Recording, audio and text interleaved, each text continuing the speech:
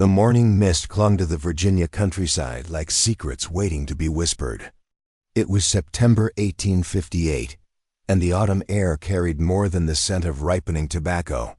It carried the weight of a nation divided, where freedom was, measured not in miles but in heartbeats, and where love could bloom even in the darkest corners of human cruelty. Before we jump back in, tell us where you're tuning in from, and if this story touches you, make sure you're subscribed because tomorrow I've saved something extra special for you. Thomas Mitchell had always been a man of few words and fewer complications. At 32, he owned a modest farm on the outskirts of Millbrook County, where rolling hills stretched toward the Blue Ridge Mountains like green waves frozen in time. His neighbors knew him as reliable, solitary, and uncommonly fair in his dealings traits that had earned him quiet respect but few close friendships. The townspeople whispered that he'd never married because he was too particular, too set in his ways, too content with the company of his horses and the rhythm of seasonal work. They were wrong about his contentment, but Thomas had never bothered to correct them. His farm sat 3 miles north of Millbrook proper, connected to the main road by a winding dirt path that discouraged casual visitors. The house itself was nothing grand, 2 stories of weathered pine with a wraparound porch that sagged slightly on the eastern side. Behind it stood a barn that had seen better decades, its red paint faded to the color of dried clay. Between the house and barn stretched fields of corn and tobacco, bordered by an orchard where apple trees grew heavy with fruit that would soon need harvesting. It was peaceful land, the kind that made a man forget about the troubles brewing in distant cities, the kind that whispered of simpler times when right and wrong seemed as clear as the line between earth and sky. Thomas had inherited it from his father, who'd inherited it from his father before him. 3 generations of Mitchell, men who'd worked the soil with their own hands and never owned another human being. That distinction mattered more than most people realized, especially in a county where nearly half the farms operated on the backs of enslaved labor. The Hendersons to the east worked a plantation with 43 souls in bondage. The Beauregards to the south claimed ownership of 67 men, women, and children. Even smaller farms like the Caldwell place kept families of 5 or 6 people trapped in quarters behind the main house, their lives measured in cotton yields and tobacco weights.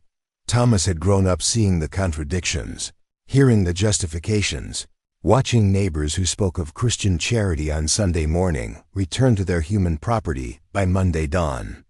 His father, Benjamin Mitchell, had been a quiet abolitionist, never loud enough to draw dangerous attention, but firm enough in his convictions to refuse participation in what he called the peculiar evil.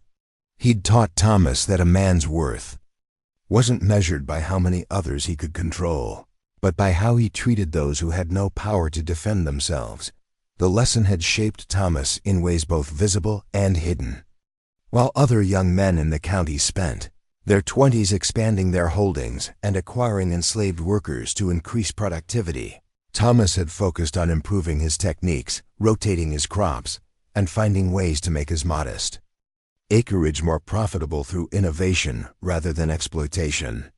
It was harder work, slower progress, but he slept better at night. The people of Millbrook viewed his choices with a mixture of puzzlement and suspicion. Mayor Josiah Whitmore had approached him twice about purchasing enslaved workers at the quarterly auctions, insisting that Thomas was handicapping himself unnecessarily and missing opportunities for expansion. Plantation owner Cornelius Henderson had been more direct, suggesting that Thomas's refusal to own slaves marked him as different, in ways that might not be healthy for a man hoping to find respect in the community. Thomas had listened politely to both men and continued farming his own way. The town itself sat in a valley where 2 creeks converged, creating fertile bottomland that had attracted settlers since the 1780s. Main Street stretched for 6 blocks, lined with businesses that served the surrounding agricultural community. Garrett's General Store, Murphy's Blacksmith Shop, the Millbrook in Reverend Davies's Baptist Church, and the county courthouse where Judge Samuel Brixton presided over matters both civil and criminal. At the southern end of town stood the slave market, a collection of wooden buildings and holding pens where human beings were bought and sold, like livestock every month when the trains brought buyers from Richmond and Norfolk. Most of Millbrook's 800 residents accepted the slave market as a natural part of their economy, no different from the grain elevator or the livestock yards. They attended the auctions not out of cruelty, but out of practicality, viewing enslaved people as investments necessary for agricultural success. The more thoughtful among them might acknowledge privately that the system was unfortunate or regrettable, but they stopped short of calling it evil. Evil was a strong word, one that implied moral responsibility, and moral responsibility required action. Action was dangerous in a county where the wrong opinion could ruin a man's reputation, destroy his business relationships, or worse. Just 2 years earlier, a traveling minister named Jacob Forrester had been run out of town after preaching a sermon that questioned the biblical justification for slavery. The following week, someone had burned his abandoned wagon and scattered the ashes in the town square as a warning to others who might harbor similar thoughts. Thomas remembered that incident clearly because he'd been the only person to speak against the burning. Not loudly, not dramatically, he'd simply told Mayor Whitmore that destroying a man's property was theft regardless of the reason behind it. The comment had earned him several weeks of cold shoulders and suspicious glances, but eventually the town had moved on to other concerns. The message, however, had been clear. Millbrook had boundaries that shouldn't be crossed. Those boundaries had been tested again 6 months ago when rumors began circulating about Underground Railroad activity in neighboring counties. Federal marshals had appeared in town twice, asking questions about suspicious travelers, unusual movements of horses and wagons, and residents who might be sympathetic to runaway slaves. Sheriff Coleman Briggs had assured them that Millbrook was a law-abiding community where order was maintained. But the presence of the marshals had left everyone on edge. The Fugitive Slave Act of 1850 had made it a federal crime to assist runaway slaves, punishable by 6 months in prison and a $1,000 fine, more money than most farmers saw in 5 years. Even more concerning was the law's requirement that ordinary citizens actively help capture fugitives when called upon by authorities. Refusing to assist could result in the same penalties as helping the slaves escape. Thomas had studied that law carefully after its passage, reading the text in old newspapers until he'd memorized its provisions. The language was clear and unambiguous. Any person who aided, abetted, or concealed a fugitive slave would face federal prosecution. There were no exceptions for conscience, no allowances for moral objection, no recognition of competing loyalties. Between human law and divine command, the law troubled him deeply, not because he planned to break it, but because it forced him to confront questions he'd previously been able to avoid. What would he do if a runaway slave appeared on his property? Would he follow the law and turn them in, knowing they faced punishment that might include separation from family, brutal physical discipline, or even death? Would he refuse to help but also refuse to hinder, adopting a neutral stance that might satisfy his conscience while avoiding legal consequences? Or would he choose to break a law he believed was fundamentally unjust, accepting the risks that came with such defiance? He'd hoped never to face those questions directly. His farm was isolated enough that travelers rarely appeared without invitation, and the main routes of the Underground Railroad were rumored to run further west, through Pennsylvania and Ohio, where abolitionist sentiment was stronger and enforcement was less aggressive. Millbrook seemed like the kind of place where a man could live quietly, work honestly, and avoid the great moral crises of his time. That illusion had begun to crack 3 weeks ago.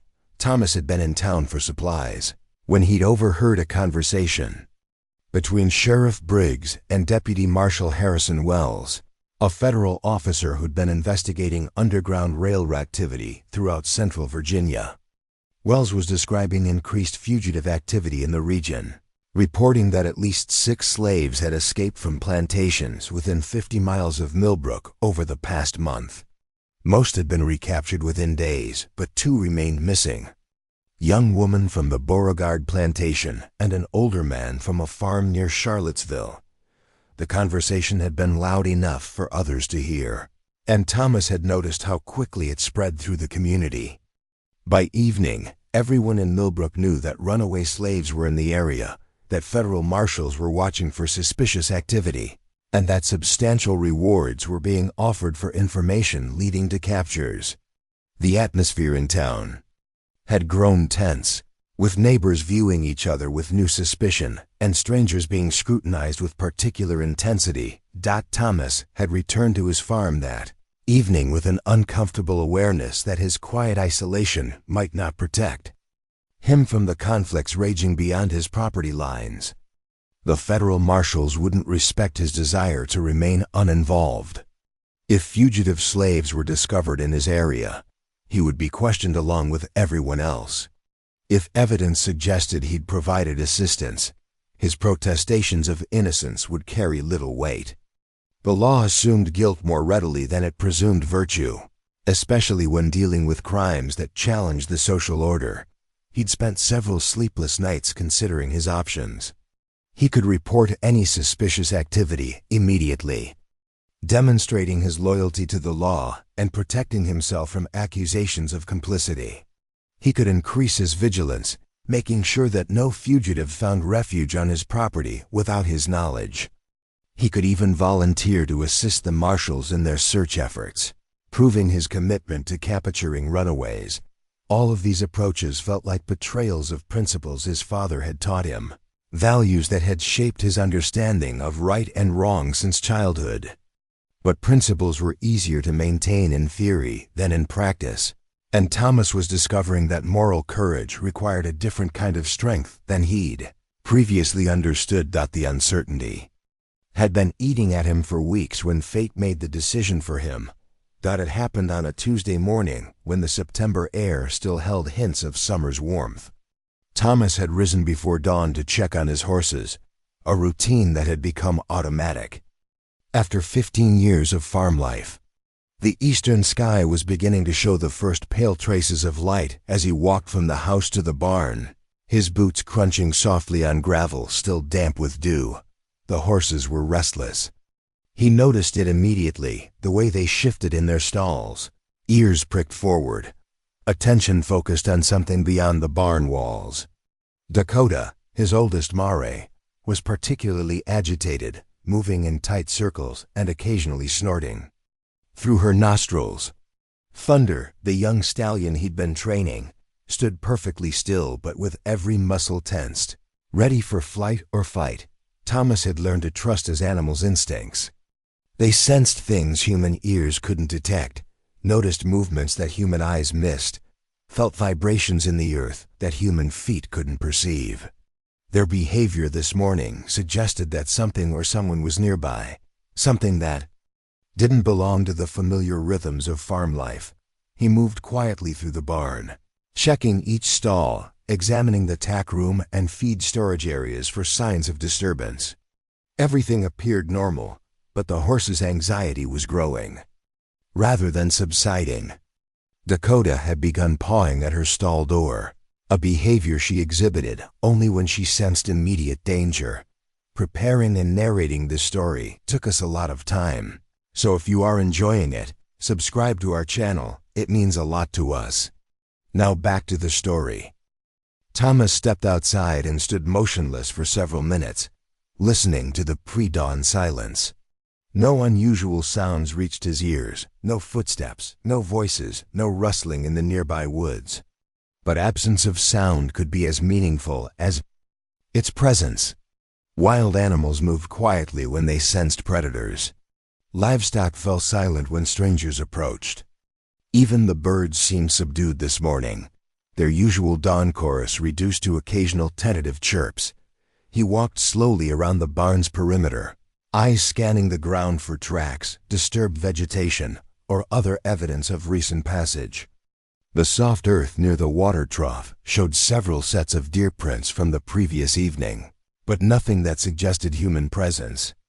A family of raccoons had left tiny handprint tracks near the corn crib, but those were common enough to ignore. It was when he rounded the barn's eastern corner that he found them, footprints in the muddy ground where rainwater had collected. In a depression between two fence posts. They were human prints, clearly defined despite the soft soil, and they were heading directly toward his haystack. Thomas knelt beside the clearest print and studied it carefully.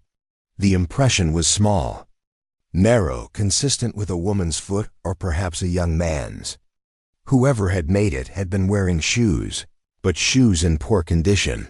He could see where the sole had separated from the upper on the left foot, creating a distinctive gap in the print. The depth of the impression suggested someone carrying extra weight, either from supplies or from exhaustion that made each step heavier than normal. More concerning was the direction of the tracks.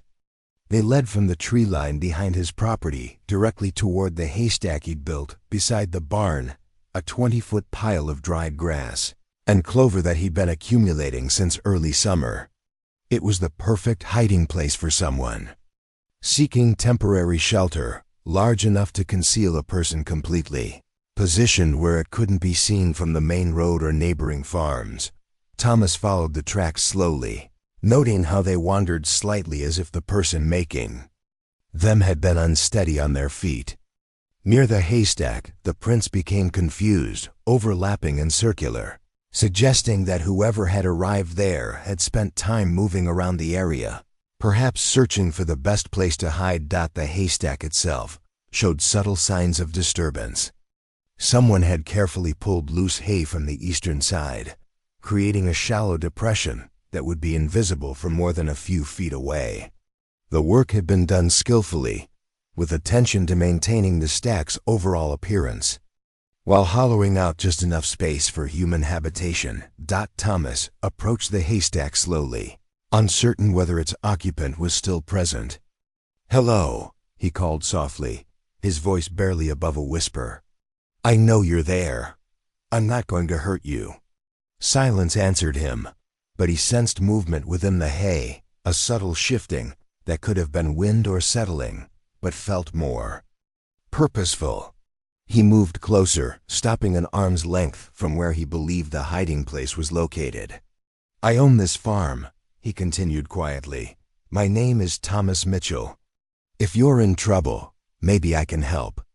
The silence stretched longer this time, but he waited patiently. Whoever was hidden in his haystack had probably been running for days or weeks, operating on pure survival instinct, trusting no one and expecting betrayal from everyone. They would need time to evaluate his tone, his words, his intentions. When movement finally came, it was so subtle he almost missed it, a slight parting of the hay near the base of the stack, creating a gap barely wide enough for eyes to peer through. He saw them for just a moment, dark eyes filled with fear and exhaustion, before they disappeared again behind the concealing grass. "I'm going back to the house," Thomas said gently. "I'll leave some food and water by the barn door. Take what you need." He turned and walked away without waiting for a response, moving slowly enough to appear non-threatening, but quickly enough to reduce the time his mysterious visitor would need to remain exposed. Behind him, he heard the faintest rustle of hay. But he didn't look back. In his kitchen, Thomas prepared a simple meal: bread, cheese, apples from his orchard, and a jar of water drawn fresh from his well.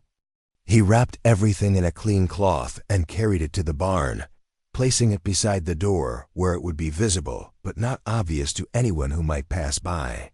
Then he returned to the house and waited. From his kitchen window, he could see the corner of the haystack but not the hiding place itself.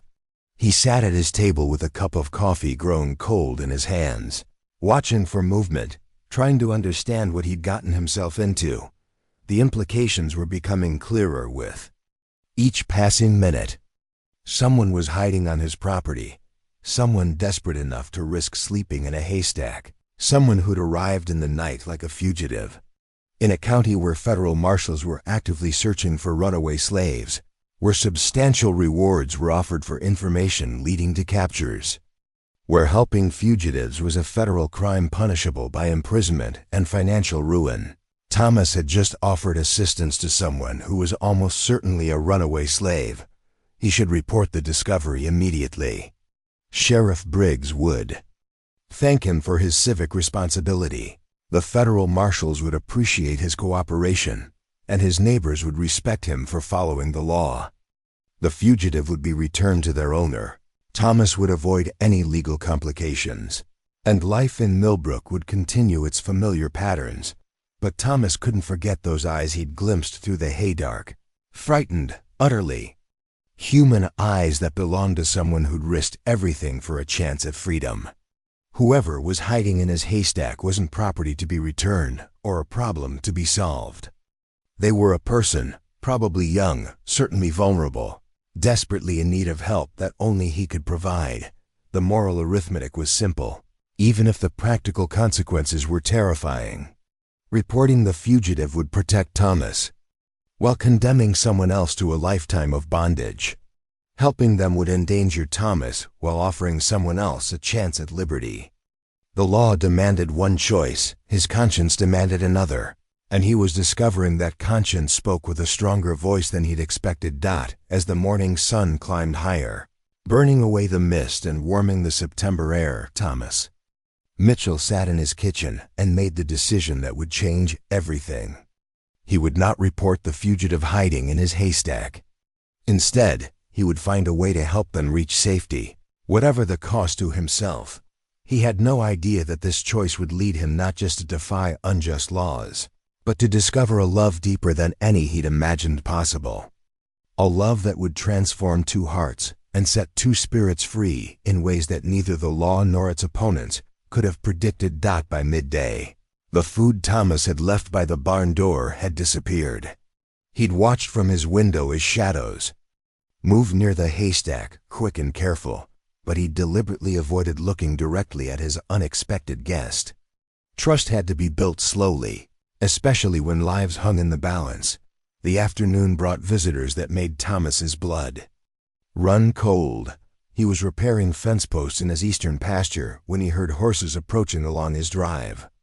3 riders emerged from the tree line: Sheriff Coleman Briggs, Deputy Marshal Harrison Wells, and a man Thomas didn't recognize wearing the dusty clothes of a professional tracker. Thomas forced himself to continue working, driving fence posts into the ground with steady hammer strikes, as if the arrival of law enforcement was nothing more than a social call. Inside, his heart hammered against his ribs with the same rhythm as his hammer against wood. "Afternoon, Thomas," Sheriff Briggs called out as the 3 men dismounted near his porch. His tone was casual, but his eyes were already scanning the property with professional thoroughness. "Sheriff, gentlemen." Thomas set down his hammer and walked toward them, wiping his hands on his pants. "What brings you out this way?" Deputy Marshal Wells stepped forward, his federal badge catching the afternoon sunlight. He was a thin man with sharp features and calculating eyes that seemed to catalog every detail of Thomas's farm. "We're investigating reports of fugitive slave activity in this area. Have you seen anything unusual in the past few days? Strangers on your property? Signs of trespassing?" Thomas met the marshal's gaze steadily, grateful for years of practice, controlling his emotions around difficult neighbors. "Can't say I have. Pretty quiet out here most of the time." The tracker, a weathered man with graying hair and keen eyes, had been studying the ground near Thomas's porch. "Name's Caleb Morrison," he introduced himself. "I follow runaways for plantation owners. Got trails leading this direction from the Beauregard place." "How can I help?" Thomas asked, though every instinct screamed at him to send these men away. As quickly as possible, Marshal Wells pulled a folded paper from his coat pocket and handed it to Thomas. "This is a federal warrant for the capture of a fugitive slave named Amelia. She escaped from the Beauregard plantation 8 days ago. There's a $200 reward for information leading to her capture." Thomas unfolded the paper and studied the description. Female, approximately 18 years of age, light brown skin, medium height, distinctive scar on left hand from childhood accident. Believed to be traveling north toward Pennsylvania. Considered dangerous due to previous escape attempts. The word dangerous struck Thomas as particularly cruel. How could an 18-year-old girl seeking freedom be dangerous to anyone except those who profited from her enslavement? "I'll keep my eyes open," Thomas said, refolding the warrant. "Mind if I keep this?" "Course not," Wells replied. "We'd appreciate you spreading the word to your neighbors. Sometimes these runaways get desperate, break into houses for food or supplies. Could be dangerous for isolated farms like yours." Tracker Morrison had wandered closer to the barn during their conversation, his experienced eyes reading the ground like a book. Thomas felt sweat gathering between his shoulder blades despite the cool afternoon air. "Interesting," Morrison called. "Out. Got some tracks over here, recent ones." The three men walked toward the barn, and Thomas had no choice but to follow. Morrison knelt beside the water trough, pointing at the muddy ground where clear footprints remained from the previous night. "Small feet, worn shoes," Morrison observed. "Moving careful like, trying not to leave sign. Could be your fugitive." "Sheriff." Briggs studied the tracks with growing interest. "Leading where?" Morrison stood slowly, his eyes following the trail toward the haystack. "That direction." "Mind if we take a look around, Thomas?" Every muscle in Thomas's body tensed. In a few moments, these men would discover Amelia hiding in his haystack. Her capture would be swift and brutal. She'd be returned to the Beauregard plantation, where her punishment for escaping would likely include severe beatings, possibly worse. The $200 reward would go to Thomas, marking him as someone willing to turn in fugitive slaves. "For profit." "Feel free to look around," Thomas heard himself saying. "Though I should mention, I had some trouble with raccoons getting into my corn crib last week. Been setting traps around the property. Wouldn't want anyone to step in one by accident." It was a desperate lie, but it had the desired effect. Morrison paused, his eagerness to examine the haystack tempered by concern for his own safety. "Where'd you set the traps?"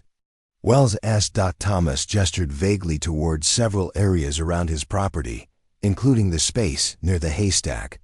"Moved them around trying to find where the critters were getting in. Some might still be armed." "Sheriff." Briggs frowned. "Maybe we should come back tomorrow when you've had time to collect the traps." "Might be best," Thomas agreed. "Hate to see anyone get hurt over some raccoon problems." Morrison looked frustrated, but nodded reluctantly. "Trail, I'll still be here. Tomorrow, assuming it doesn't rain." The three men remounted their horses, but Wells paused before leaving. "Thomas, I hope you understand the seriousness of this situation. Helping fugitive slaves is a federal crime. 6 months in prison, $1,000 fine. Even if someone thought they were doing the right thing, the law doesn't recognize good intentions." "I understand," Thomas replied. "Like I said, I'll keep my eyes open." After the lawmen disappeared down his drive, Thomas stood motionless for several minutes, letting his heartbeat return to normal.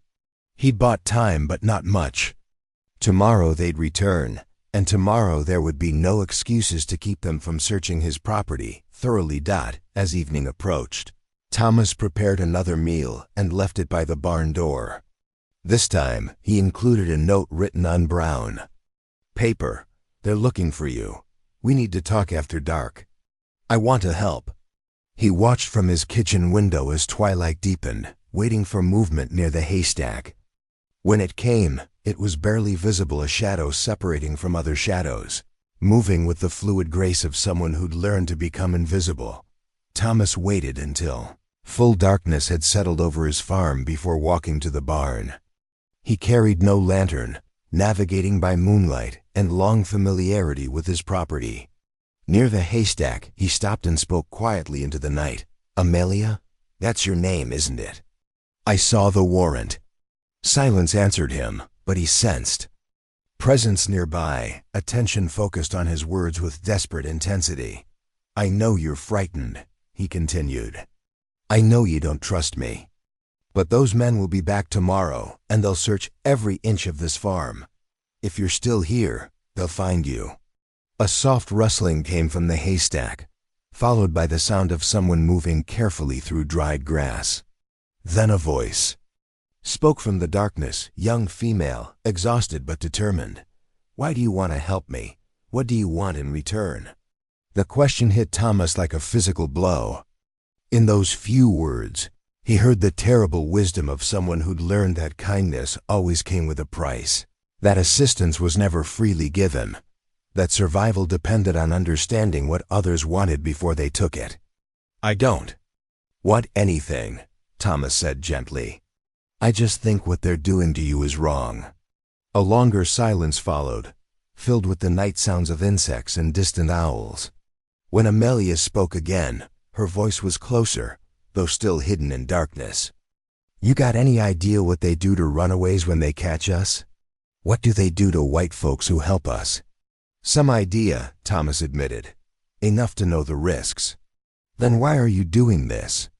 It was a fair question, one Thomas had been asking himself since the moment he decided not to report her presence. The answer wasn't simple or entirely rational.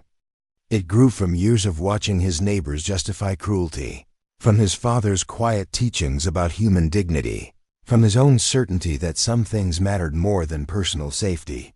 Because it's right, he said finally.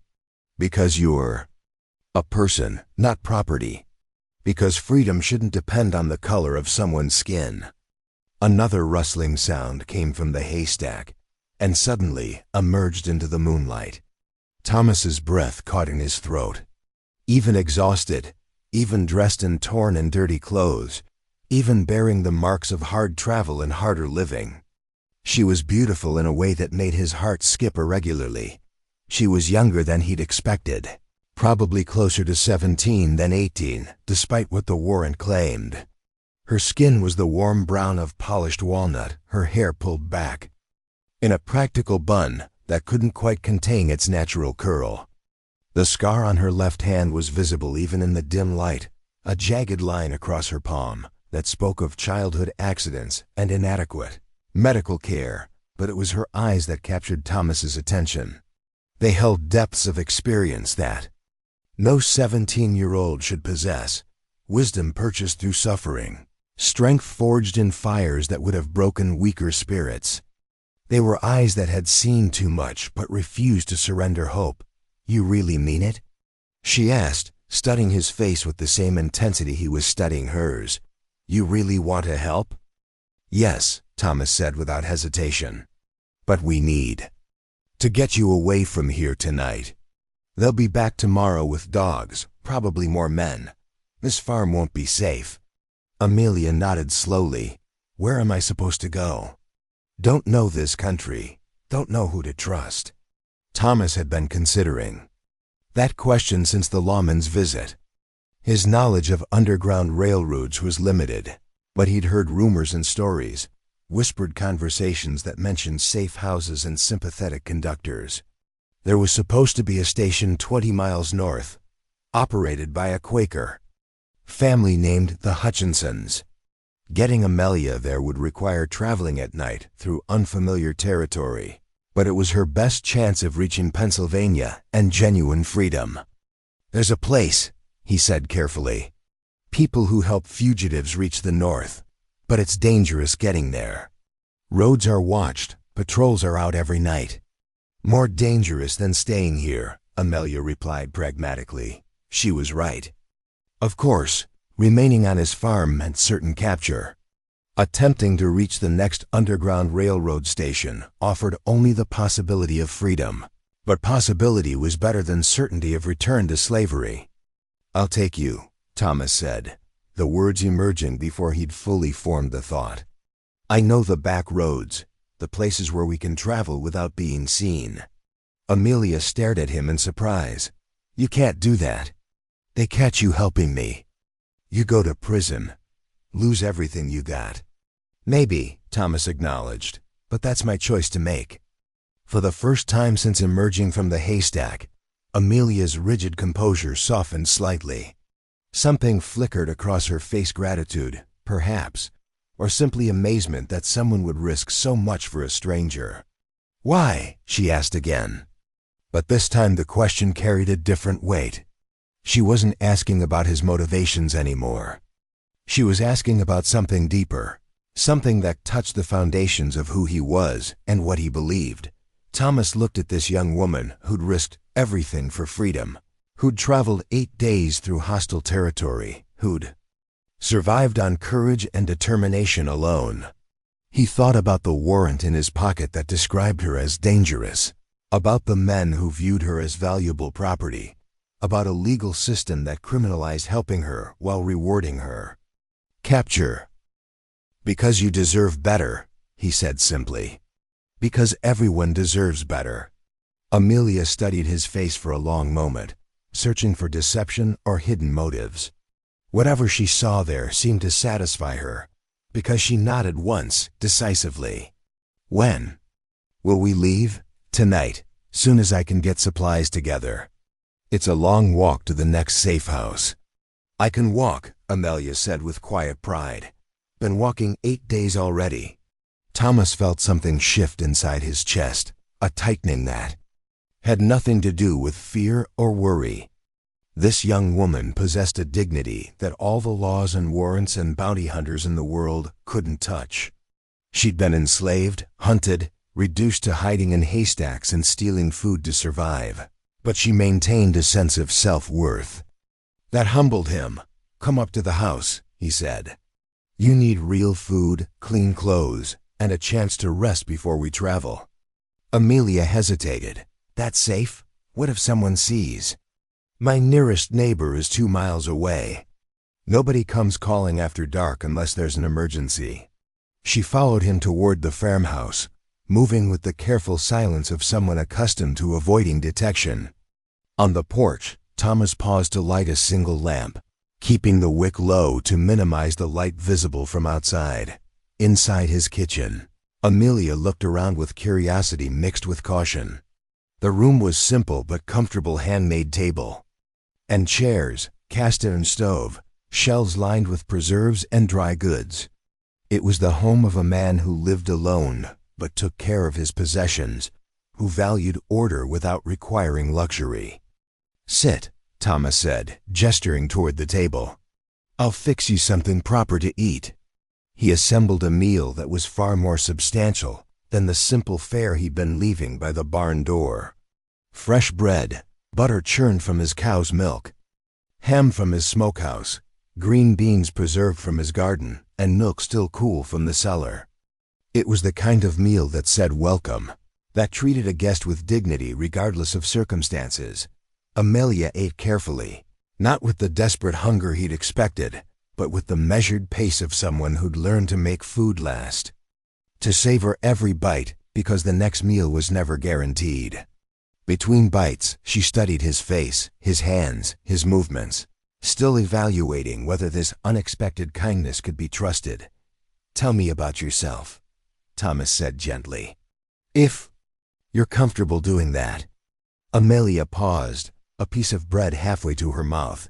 Not much to tell. Born on the Beauregard place. Mama died when I was 12. Been trying to get away ever since.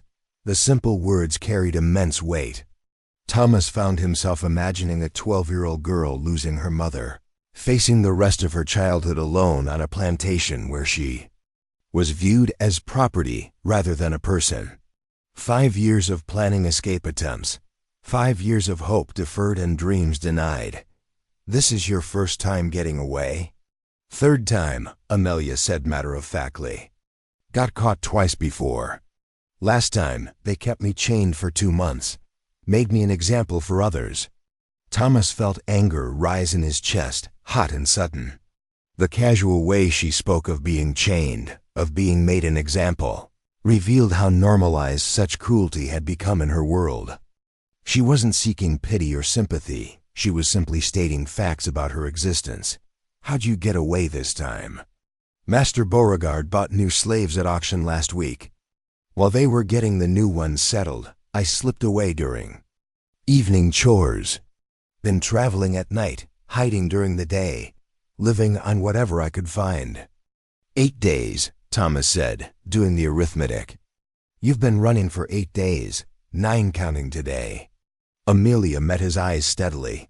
Longest I've ever been free. The word free hung in the air between them, loaded with meanings Thomas was only beginning to understand. Freedom wasn't just the absence of chains or the ability to travel where she chose. It was the chance to make decisions about her own life, to keep the fruits of her own labor, to form relationships based on choice rather than ownership. It was everything most people took for granted, everything Amelia had been denied since birth. Tell me about the Hutchinsons, she said. These people who are supposed to help. Thomas realized he knew embarrassingly little about the family he was planning to trust with Amelia's life. I've heard they operate a station on the Underground Railroad. Quakers, which usually means they oppose slavery on religious grounds.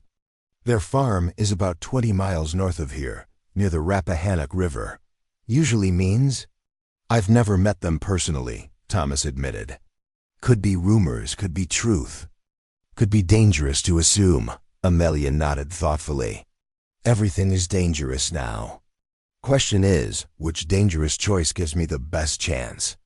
Her pragmatic acceptance of risk impressed Thomas. She wasn't naive about the perils ahead, wasn't relying on hope alone to carry her through. She was making calculated decisions based on incomplete information, weighing uncertain possibilities against certain imprisonment. There's something else you should know, Thomas said reluctantly. The tracker who was here today, Morrison, he's good at what he does. Even if we make it to the Hutchinsons, he might follow our trail. Then we don't leave a trail, Amelia said simply. Easier said than done. Maybe, but I learned some things these past 9 days. How to walk without leaving much sign. How to use water to break scent trails. How to move through the country without being seen. She paused, then added with quiet pride, They trained me to be a house slave, but I taught myself to be something else. As Thomas looked at this remarkable young woman, exhausted but unbroken, frightened but determined, dependent on his help but retaining her dignity, he felt something happening inside his chest that had nothing to do with moral obligation or charitable duty. It was deeper than sympathy, more personal than principled opposition to slavery. For the first time in his 32 years, Thomas Mitchell was falling in love. The realization shocked him with its suddenness and intensity. He barely knew Amelia. Had met her only hours ago under circumstances that made any normal relationship impossible. She was running for her life, he was risking everything to help her, and neither of them could predict what would happen in the next 24 hours. But love, Thomas was discovering, didn't wait for convenient circumstances or logical timing. It arrived like weather suddenly, powerfully, transforming everything in its path. He pushed the thought aside, focusing on practical matters. There would be time later to examine his feelings, to understand what was happening between them. Right now, Amelia needed his help, not his romantic confusion. We should leave soon, he said, standing to gather supplies. The moon's bright enough for traveling, and we'll want to cover as much ground as possible before dawn. Amelia rose from the table, her brief moment of rest already over. I'm ready. But as Thomas looked at her standing in his kitchen, lamplight soft on her face, he wondered if he would ever be ready for what lay ahead. Not just the dangerous journey to the Hutchinson farm, but the discovery of what it meant to love someone whose freedom might cost him everything he'd spent his life building. Thomas moved through his house with practiced efficiency, gathering supplies for what might be a 3-day journey through hostile territory. Into a canvas satchel went dried meat, hardtack biscuits, a jar of preserved peaches, and his last bottle of whiskey, not for drinking, but for cleaning wounds if they encountered trouble. He added a compass, matches wrapped in oiled cloth. his father's hunting knife, and 2 wool blankets that had seen him through countless cold nights. From his bedroom chest, he retrieved clothes that might fit Amelia, a pair of his younger brother's trousers from years past, a plain cotton shirt, and a worn jacket that would help disguise her feminine silhouette. Traveling as a young man would offer better protection than moving through the countryside as an obviously female fugitive. Amelia had changed from her torn dress into the borrowed clothes by the time Thomas finished his preparations. The transformation was remarkable. Where an exhausted young woman had stood moments before, now appeared a slender youth who might be traveling to visit relatives or seeking work in a distant town. She'd bound her hair tightly beneath an old cap Thomas had provided, and smudged dirt across her cheeks to further mask her features. "This work before?" Thomas asked, studying her disguise. "Twice," Amelia replied, adjusting the cap. "Easier too. Travel as a boy. Men don't look as hard, don't ask as many questions." Thomas shouldered the supply satchel and picked up his rifle, a practical precaution that he hoped wouldn't prove necessary. "Ready?" Amelia nodded, but hesitated at the door. "What about your farm? You just leaving everything?" The question touched something deep in Thomas's chest. This land represented 3 generations of Mitchell family labor, the culmination of his father's dreams and his own years of careful stewardship. Walking away meant abandoning not just property, but identity, not just investment but inheritance. "It'll be here when I get back," he said, though both of them understood he might never return. If they were caught, if his assistance to Amelia was discovered, federal marshals would seize his property as proceeds of criminal activity. Everything his family had built would be lost. "You don't have to do this," Amelia said quietly. "I can. Try to make it alone." Thomas met her eyes in the lamplight. "No, you can't. And I wouldn't sleep another peaceful night knowing I'd let you try." They slipped out the back door into night air that carried autumn's first serious chill. Thomas led them away from the main road, following deer paths and farm tracks that wound through dense woodland toward the north.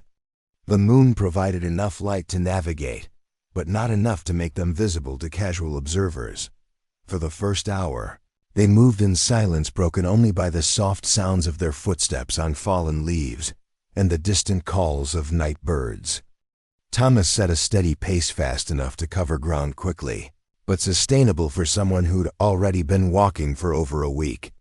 Behind him, Amelia matched his rhythm with the effortless grace of someone accustomed to long journeys on foot. The first test of their disguise came sooner than Thomas had expected. They were crossing a secondary road when the sound of approaching horses forced them to take cover behind a stone wall that marked the boundary between 2 farms. Thomas pulled Amelia down beside him as 3 riders passed within 20 feet of their hiding place. Even in the darkness, Thomas recognized 2 of the men plantation owners from the eastern part of the county, who were known to organize slave hunting expeditions.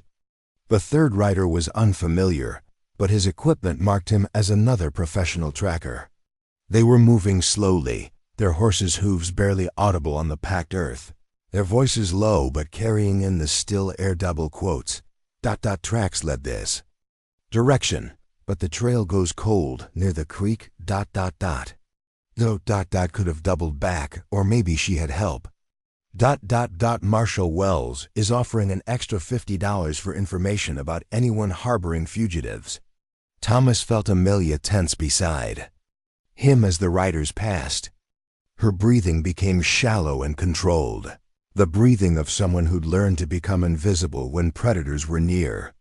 Only when the sound of hooves had faded completely did she allow herself to relax. "They're organized," she whispered. "More organized than before. Federal marshals have been coordinating with local authorities," Thomas replied quietly, "making it harder for people to reach the Underground Railroad." They waited several more minutes before continuing, leaving the road behind and striking out across open pasture toward a distant tree line. The going was more difficult here, uneven ground, hidden obstacles, barbed wire fences that had to be carefully navigated in the darkness. But it also offered better concealment and less chance of encountering other travelers. As they walked, Amelia began to share fragments of her story. Not the dramatic moments Thomas might have expected, but small details that revealed the texture of enslaved life, waking before dawn to light fires and prepare breakfast for the plantation family, spending endless hours in laundry rooms where steam and heat made breathing difficult, learning to read by studying discarded newspapers when no one was watching. Master Beauregard's wife taught me to sew, Amelia said as they navigated a rocky stream bed. Said I had good hands for delicate work. Spent 3 years making clothes for their daughters, wedding dresses for their friends. Beautiful things, all of them. You enjoyed the work? Loved it, Amelia admitted. Creating something beautiful, something that made people happy. But every stitch reminded me I was making beauty for other people to own, other people to wear. Never for myself. Thomas found himself imagining Amelia bent over intricate needlework, her skilled fingers bringing elegance to life for women who viewed her as property rather than artist. The image filled him with an anger that surprised him with its intensity. You could have your own shop someday, he said. In Pennsylvania, in a place where you're free to keep what you create. Amelia was quiet for so long that Thomas wondered if he'd said something wrong. When she finally spoke, her voice carried a note of wonder that made his chest tighten. Never thought about that, having my own shop. Making things for myself, for people who choose to buy them instead of just taking them. It's possible, Thomas said. Freedom means choosing your own work, keeping your own wages, building your own life. What about you? Amelia asked as they climbed a steep hill covered with pine trees. What you going to do after you get me to the Hutchinsons? Can't go back to your farm if they suspect you helped me. The question had been haunting Thomas since they'd left his house. His carefully ordered life, his land, his livestock, his place in the community, all of it, was probably over regardless of whether they reached the Underground Railroad station safely. Even if they weren't caught, even if Amelia escaped to Pennsylvania, Thomas would return to a county where his loyalties were suspect and his future uncertain. Haven't thought that far ahead, he lied. The truth was more complicated. Somewhere in the hours since discovering Amelia in his haystack, Thomas had begun imagining a different future entirely. Not the solitary life of a Virginia farmer, but something that involved following this remarkable woman north, helping her build whatever new existence awaited in free territory. It was an impossible fantasy. He barely knew her. She needed safety more than romance, and his presence would only endanger her further.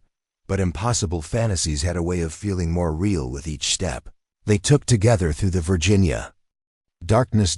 They stopped to rest near an abandoned mill where a creek provided fresh water and stone walls offered shelter from the wind that had begun picking up as the night progressed.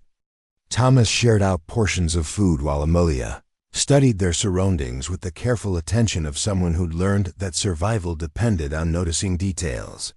This place has been empty for a long? She asked, examining the broken wheel and collapsed roof timbers. 5 years, maybe 6. Owner died, sons moved west. Nobody wanted to invest in repairs. Amelia nodded thoughtfully. Good place to hide if someone was following us. Multiple ways out, water to cover scent trails, stone walls to break up sight lines. Thomas realized that Amelia possessed survival skills he'd never needed to develop, the ability to evaluate terrain for defensive advantages, to think like both hunter and prey, to plan for contingencies that law-abiding citizens never had to consider. Her education had been harsh but thorough. You think they're following us? He asked. Don't know. But smart to assume they are. As if summoned by her words, the distant sound of dogs reached their ears, not the casual barking of farm animals, but the focused baying of hounds on a scent trail. The sound was still far away, but it was moving in their direction. Thomas felt his stomach drop. Tracking dogs. Amelia was already on her feet, gathering their supplies with efficient urgency. "How far is the next creek?" Thomas tried to visualize the terrain ahead, recalling hunting trips from his youth when he'd explored this part of the county with his father. Half a mile, maybe less. But its small might not be deep enough to break the trail. Better then. "Nothing. We go upstream first, then downstream, then out the far side. Confuse the scent. Buy some time." They moved quickly through the darkness, abandoning caution for speed as the sound of the dogs grew steadily closer. Thomas marveled at Amelia's composure. She was clearly frightened, but her fear sharpened rather than paralyzed her thinking. She moved with purpose, making tactical decisions based on experience he hoped never to fully understand. The creek, when they reached it, was indeed small, barely knee-deep and perhaps 6 feet wide. But the water was cold and fast-moving, which would help disperse their scent. Following Amelia's lead, Thomas waded upstream for several hundred yards, then reversed direction and traveled downstream even further before climbing out on the opposite bank. Behind them, the sound of the dogs had grown noticeably louder. Whatever tracking party was following them was making good time, moving with the confidence of hunters who knew their quarry was close. "They're gaining," Thomas observed as they struck out across another pasture. "Always do it first," Amelia replied. "Dogs are faster than people, but dogs get tired and handlers make mistakes. Just got to outlast them." Her matter-of-fact tone suggested she'd played this deadly game before, had learned its rhythms through terrifying experience. Thomas found himself both admiring her competence and mourning the circumstances that had taught her such skills. They climbed another hill, this one steeper and rockier than the previous terrain. At the summit, Thomas paused to look back toward the creek they'd crossed. In the distance, perhaps a mile away, he could see pinpricks of light that marked the positions of their pursuers. The hunting party was larger than he'd expected, at least 6 or 7 men, judging by the number of lanterns. "Professional operation," Amelia observed, following his gaze. "Not just local plantation owners. Probably federal marshals coordinating with slave catchers."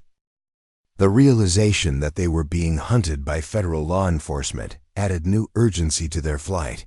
Thomas had assumed they were evading local authorities who might be satisfied with a cursory search. Federal marshals would be more persistent, better equipped, and far more dangerous if they were captured. "Change of plans," Thomas said. "We can't outrun them to the Hutchinsons. Need to find somewhere to hide until they pass." Amelia studied the terrain ahead, her eyes adjusting to the call. Darkness with practiced skill. "What about there?" She pointed toward a line of cliffs visible against the sky about a mile to the north. "Caves, maybe. Or at least rough ground where horses can't follow." Thomas knew the area she was indicating, a limestone formation riddled with natural caves and crevices that local children used for exploration during summer months. It was treacherous terrain in daylight, potentially deadly in darkness, but it offered possibilities for concealment that open countryside couldn't match. They descended the far side of the hill and struck out across rolling farmland toward the cliffs. The going was difficult: stone walls to climb, streams to ford, patches of dense underbrush that caught at their clothes and slowed their progress. Behind them, the lights of their pursuers seemed to be maintaining distance rather than gaining, which suggested the tracking party was being more careful as they followed the scent trail through the creek crossing. The cliffs, when they reached them, were more imposing than Thomas had remembered from childhood visits. Vertical limestone walls rose 30 or 40 feet above a talus slope covered with loose rock and scrub vegetation. Dark openings marked cave entrances, though many were probably too shallow to offer real shelter. Amelia began climbing immediately, finding handholds and footholds in the broken rock with the confidence of someone who'd learned to navigate difficult terrain. Thomas followed more cautiously, his rifle and supply satchel making balance more challenging. They explored 3 caves before finding one that met Amelia's criteria deep enough to hide them completely, with multiple chambers that offered different escape routes if they were discovered. The cave floor was covered with fine sand that would muffle sound, and the entrance was partially concealed by a fallen boulder that created natural camouflage. "This work," Amelia said, settling into the deepest chamber where no light from outside could reach them. "We wait here until they pass." Thomas arranged their supplies and settled beside her in the absolute darkness. The cave was cold enough that their breath misted, and the sound of dripping water echoed from somewhere deeper in the limestone formation. Outside, the wind was picking up, carrying the promise of weather that might help cover their tracks. "How long will we wait?" Thomas asked. "Long as it takes. Could be hours, could be all day tomorrow. Depends how thorough they want to be." In the darkness, Thomas became acutely aware of Amelia's presence beside him, the sound of her breathing, warmth radiating from her body, the faint scent of soap and clean cotton from the clothes she'd borrowed. Despite their desperate circumstances, despite the very real possibility that they might be captured and imprisoned, he felt a strange contentment at simply being near her. "Thomas?" Amelia's voice was soft in the darkness. "Why are you really doing this? Truth this time." The question hung in the air between them, demanding honesty he wasn't sure he was ready to give. How could he explain that helping her had started as a moral obligation, but was becoming something far more personal? How could he admit that somewhere in the past few hours, ensuring her freedom had become more important to him than preserving his own safety? "Because you matter," he said finally. "Because what's happening to you is wrong, and I can't stand watching wrong happen when I have the power to help. That's all." Thomas felt heat rise in his cheeks, grateful for the darkness that concealed his expression. "No, that's not all." Amelia was quiet for a long moment. When she spoke again, her voice carried a different quality, softer, more vulnerable than he'd heard before. "I never met anyone like you. White man willing to risk everything for someone he just met. Don't know what to do with that." "You don't have to do anything with it," Thomas said gently. "Just accept it. Let me help you get to safety." Another silence stretched between them, filled with unspoken possibilities and fears neither was ready to voice. Outside the cave, the wind was growing stronger, and the first drops of rain were beginning to fall, weather that would help cover their tracks, but might also force their pursuers to seek shelter. "Thomas? Yes? Thank you for all of it. Whatever happens next, thank you for seeing me as worth saving." Thomas felt something shift in his chest, a loosening of walls he'd built around his heart without realizing it. This remarkable woman, brave, intelligent, determined, beautiful, was thanking him for recognizing her basic human worth. The injustice of that, the terrible wrongness of a world that had taught her to be grateful for simple human decency, filled him with an anger that burned brighter than fear. "You're worth everything," he said fiercely. "Your freedom, your dreams, your future, all of it matters. Don't ever let anyone tell you different." In the darkness he felt Amelia's hand find his, her fingers intertwining with his own. It was a simple gesture, but it carried the weight of trust, of gratitude, of something deeper that neither of them was ready to name.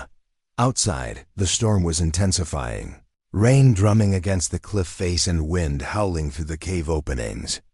But inside their limestone shelter, Thomas and Amelia sat in warm darkness, holding hands and discovering that sometimes love arrived not with trumpets and roses, but with shared danger and whispered conversations in hidden places. The sound of tracking dogs had faded, lost in the growing storm. For now they were safe. For now they had found shelter. And for now that was enough. Dawn crept into the cave like an unwelcome visitor, bringing gray light that revealed the limestone chamber, where Thomas and Amelia had spent the night in whispered conversation and shared warmth. The storm had passed, leaving behind a crystalline silence that made every sound seem amplified. The drip of water from stalactites, the rustle of fabric as they stirred, the soft intake of breath as Amelia awakened to find her head resting against Thomas's shoulder. She pulled away quickly, embarrassment coloring her cheeks as she realized how completely she'd allowed herself to trust this man she'd known for less than 24 hours. In her world, such trust was dangerous, often fatal.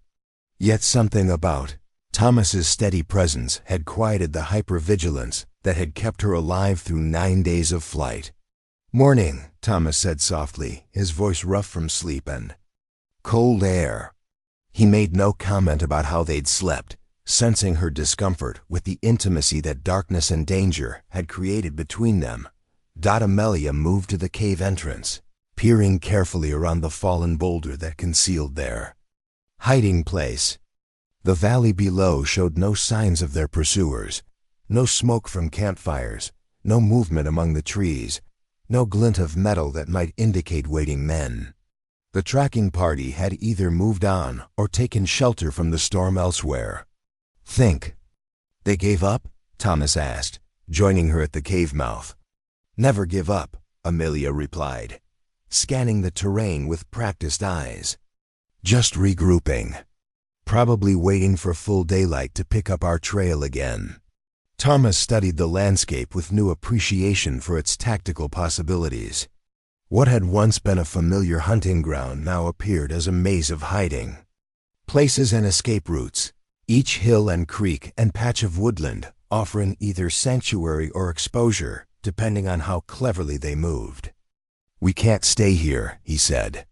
"Too exposed once they start searching the cliffs systematically," Amelia nodded. "Need to reach the Hutchinsons today.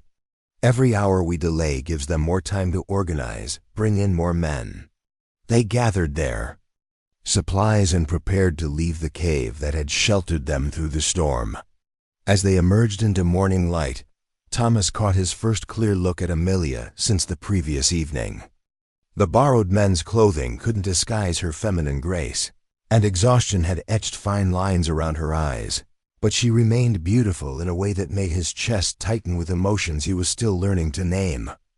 More troubling was what he saw in her expression, a hardening that hadn't been there the night before, a return of the defensive walls that survival had taught her to maintain. In the cave's darkness, sharing warmth and whispered stories, she'd allowed herself to be vulnerable. Daylight brought back the reality of their situation and the barriers it required. "Amelia," Thomas said as they prepared to descend the cliff face. Last night we were cold and scared," she interrupted gently but firmly. "Today we need to focus on staying alive." Thomas felt the dismissal like a physical blow, but he understood its necessity. Whatever was growing between them, and something was undeniably growing, couldn't be explored while they remained hunted fugitives. Survival had to take precedence over sentiment, no matter how strong that sentiment might be becoming. They climbed down from the cliffs and struck out across the country toward the Rappahannock River, where the Hutchinson farm was supposed to be located. The morning air was crisp and clean, washed by the previous night's storm, and the sun emerged intermittently through broken clouds that cast shifting patterns of light and shadow across the rolling Virginia countryside.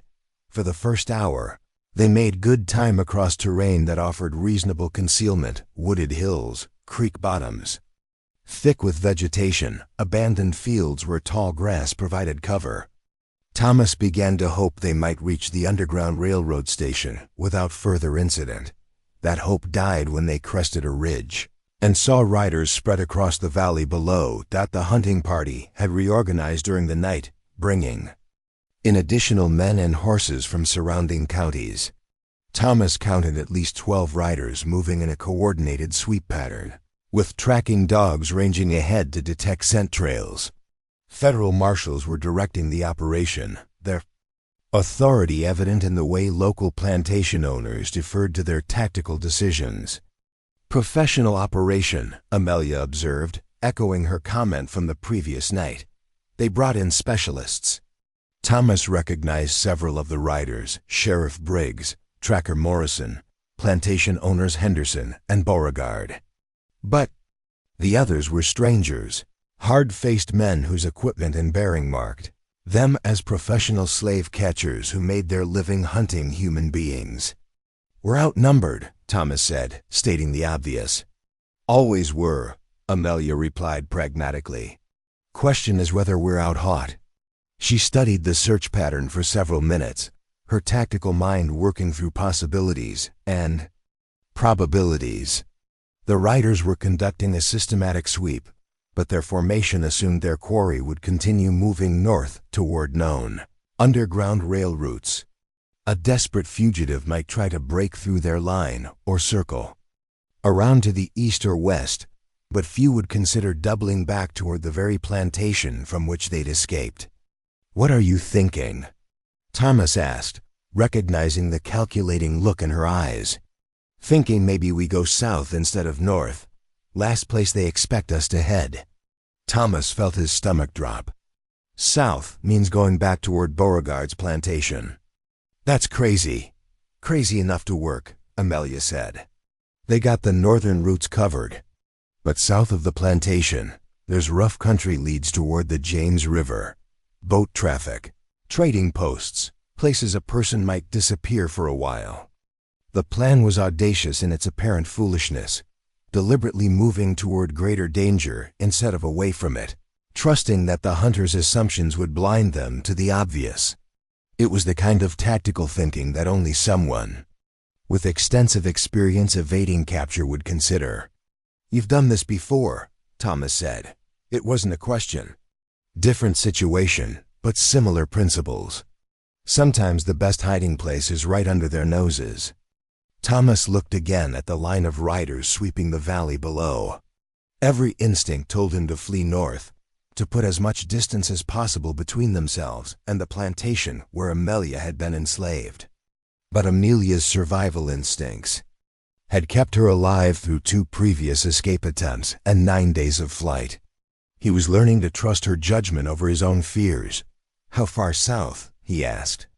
20 miles, maybe 25. There's a settlement called Riverside where traders come through regular. Mixed population, lots of strangers. Easier to blend in."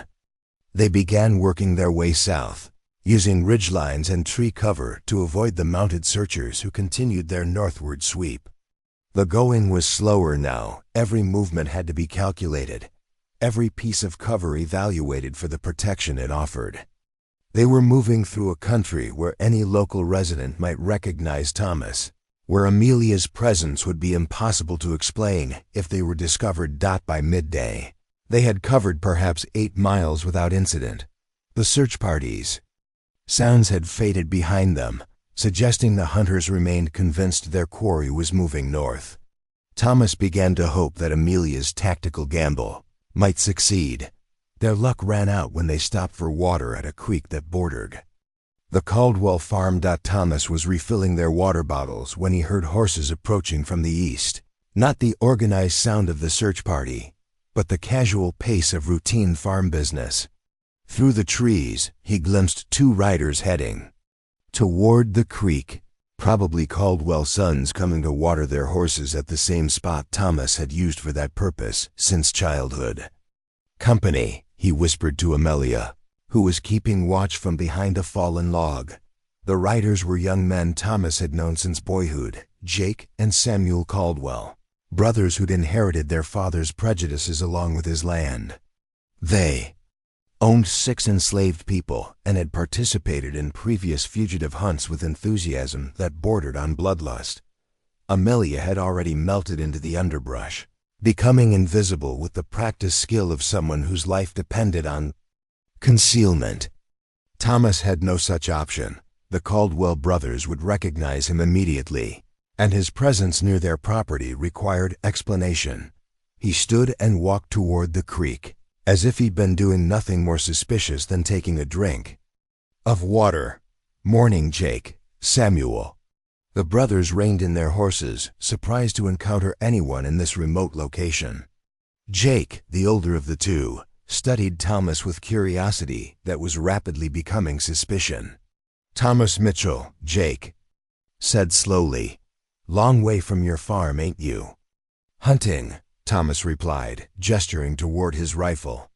Been tracking a buck since yesterday. Storm drove him in this direction.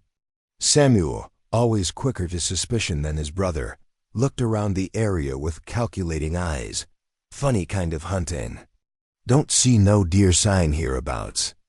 Thomas forced himself to remain calm, though he could feel sweat gathering between his shoulder blades. Lost the trail in the storm, been casting around trying to pick it up again. The explanation was plausible enough, but something in the brothers' manner suggested they weren't entirely convinced. Jake dismounted and walked to the creek's edge, ostensibly to water his horse, but actually to study the muddy ground for tracks.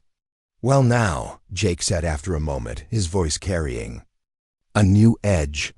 "That's interesting." Thomas's heart hammered against his ribs as Jake pointed to clear footprints in the soft earth, small prints that obviously belonged to someone much lighter than Thomas, someone who'd been walking rather than riding. "You got company, Thomas?" Samuel asked, his hand drifting toward the pistol on his hip. "Like I said, been tracking. Those ain't deer tracks," Jake interrupted. "Those are human tracks, small ones, fresh ones." The moment balanced on a knife's edge. Thomas could deny knowledge of the tracks, claim he'd seen nothing unusual, hope the brothers would accept his explanation and ride on. Or he could try to bluff, suggest the tracks belonged to some innocent traveler who'd passed through earlier. Either approach might work, but both carried enormous risk. If the Caldwell brothers suspected he was hiding something, if they decided to search the area more thoroughly, they would discover Amelia within minutes. Her recapture would mean brutal punishment, possibly death. Thomas's involvement would result in federal prosecution and the loss of everything he'd spent his life building. But as Thomas looked at these young men who'd grown up accepting slavery as natural, who viewed enslaved people as valuable property rather than human beings, who would claim a federal reward for Amelia's capture without considering her suffering, he felt something crystallize inside his chest. Some choices, he realized, weren't really choices at all.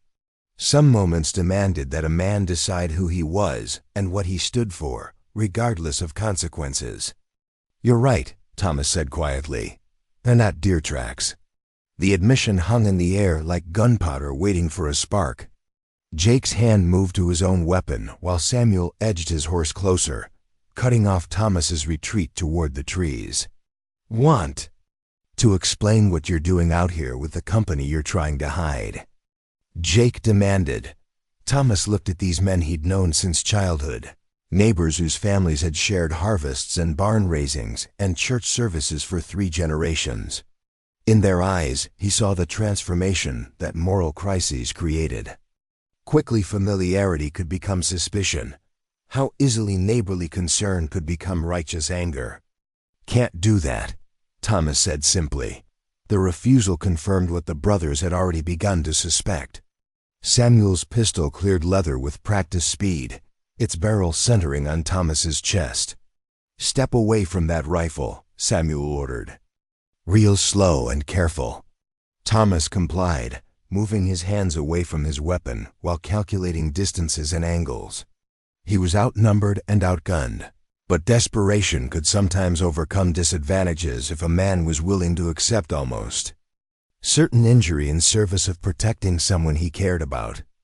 "Jake," Samuel called to his brother, "search them trees. Bet we find ourselves a runaway nigger hiding in there." The casual cruelty of the word, the eager anticipation in Samuel's voice, as he contemplated claiming a human being as property, filled Thomas with an anger that burned away fear. These weren't neighbors anymore. These were enemies of everything he believed in, predators who hunted other human beings for profit. "You don't want to do this," Thomas said, his voice carrying a warning. Edge the brothers were too excited to recognize. "Federal marshals are offering $200 for that Beauregard nigger," Jake said, crashing through the underbrush toward where Amelia was hidden. "Split 3 ways, that's still good money." Thomas heard the soft sound of movement from the trees, not the sound of someone trying to hide, but the sound of someone preparing to fight. Amelia wasn't going to surrender quietly, which meant violence was inevitable. Found her. Jake shouted triumphantly. The moment that followed seemed to unfold in crystalline slow motion. Thomas heard Amelia's voice raised in defiant anger, heard Jake's cruel laughter as he attempted to grab her, heard the sharp crack of breaking wood as she struck him with a fallen branch. Samuel's attention wavered for just an instant as he looked toward his brother. That instant was all Thomas needed. He dove toward his rifle, rolling across the muddy ground as Samuel's pistol boomed behind him. The shot went wide, its echo rolling across the countryside like thunder. Thomas came up with his weapon, lever action, mechanism cycling smoothly as he brought the barrel to bear on Samuel's center mass. "Drop it," Thomas ordered. Samuel hesitated, his pistol half raised, caught between aggression and self-preservation. In the trees, sounds of struggle continued, as Jake attempted to subdue Amelia with decreasing success and increasing frustration. "I said drop it," Thomas repeated, his voice carrying deadly certainty. Samuel let his pistol fall to the muddy ground, his face flushed with anger and humiliation. "You've lost your damn mind, Thomas Mitchell. Helping a runaway nigger? You'll hang for this." "Maybe," Thomas acknowledged, "but not today." From the trees came a sharp cry of pain, male, not female. Moments later, Amelia emerged from the underbrush, Jake's pistol in her hand and his blood on her knuckles. Behind her, Jake Caldwell sat in the mud holding his nose and glaring at her with the impotent rage of someone who discovered that his intended victim possessed claws. "He'll live," Amelia said matter-of-factly, "assuming he learns some manners." Thomas felt a surge of admiration for this remarkable woman who just demonstrated that she could take care of herself in a fight. But admiration was overwhelmed by the realization that their situation had become exponentially more dangerous. Gunshots would carry for miles in this terrain. Other searchers would investigate, drawn by the sound of violence. They had perhaps minutes before this remote creek became the center of intense attention from people who meant them harm. "We need to move," Thomas said urgently. "That shot will bring company. What about them?" Amelia gestured toward the Caldwell brothers. Thomas looked at these men who'd grown up as his neighbors, who'd just tried to claim Amelia as property, who would certainly report their encounter to federal authorities. Practical considerations argued for permanent solutions. 2 graves in the Virginia wilderness, 2 fewer hunters in the pack pursuing them. But Thomas wasn't a killer, not even of men who treated other human beings as livestock. Tie them up. Use their own ropes. Working quickly, they bound the brothers' hands and feet with rope from their saddles, gagged them with strips torn from their own shirts. The restraints wouldn't hold forever, but they would buy precious time. As they prepared to leave, Jake Caldwell looked up at Thomas with eyes that burned with humiliation and hatred. When the gag was removed, his first words carried the weight of prophecy. "This ain't over, Mitchell. You helped a nigger, you'll pay like a nigger. We'll see you both in chains before this is done." Thomas met the younger man's gaze steadily. "Maybe, but today, she stays free." They disappeared into the forest, leaving the Caldwell brothers bound beside the creek where childhood fishing trips had once created happier memories. Behind them, the sound of distant riders was already growing audible, the search party responding to the gunshot, closing in on their location with renewed purpose. But ahead lay the possibility of safety, the chance of reaching Riverside before their pursuers could reorganize, the hope that love might survive even in a world that criminalized human decency. Thomas looked at Amelia, moving beside him with fluid grace through the difficult terrain, her borrowed pistol held with competent familiarity, her expression focused on survival rather than romance. She was magnificent in her strength, breathtaking in her courage, and he was falling deeper in love with every step they took together toward an uncertain future. Whatever lay ahead, capture or freedom, separation or union, Thomas knew he would Never regret this choice to stand with her against a world that denied her basic humanity. Some things were worth any risk, any sacrifice. Some things were worth everything. The sound of pursuit thundered through the Virginia hills like an approaching storm. Thomas and Amelia ran through dense woodland, branches tearing at their clothes, and roots threatening to trip them with every desperate step. Behind them, the organized baying of tracking dogs mixed with the shouts of men, who now knew exactly where their quarry was heading.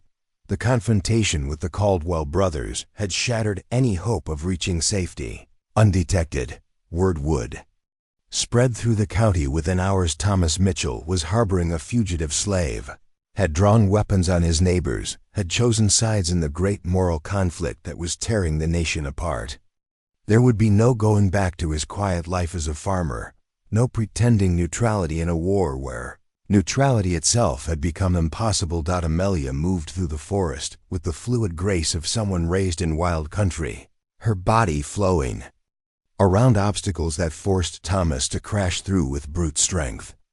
The pistol she'd taken from Jake Caldwell was tucked securely in her belt, its presence a reminder that she was no longer simply a victim fleeing persecution, but an armed fugitive prepared to fight for her freedom.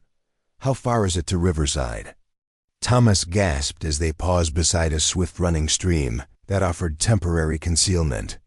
10 miles, maybe 12, Amelia replied, her breathing controlled despite their desperate pace. "But they'll have riders on all the main roads now.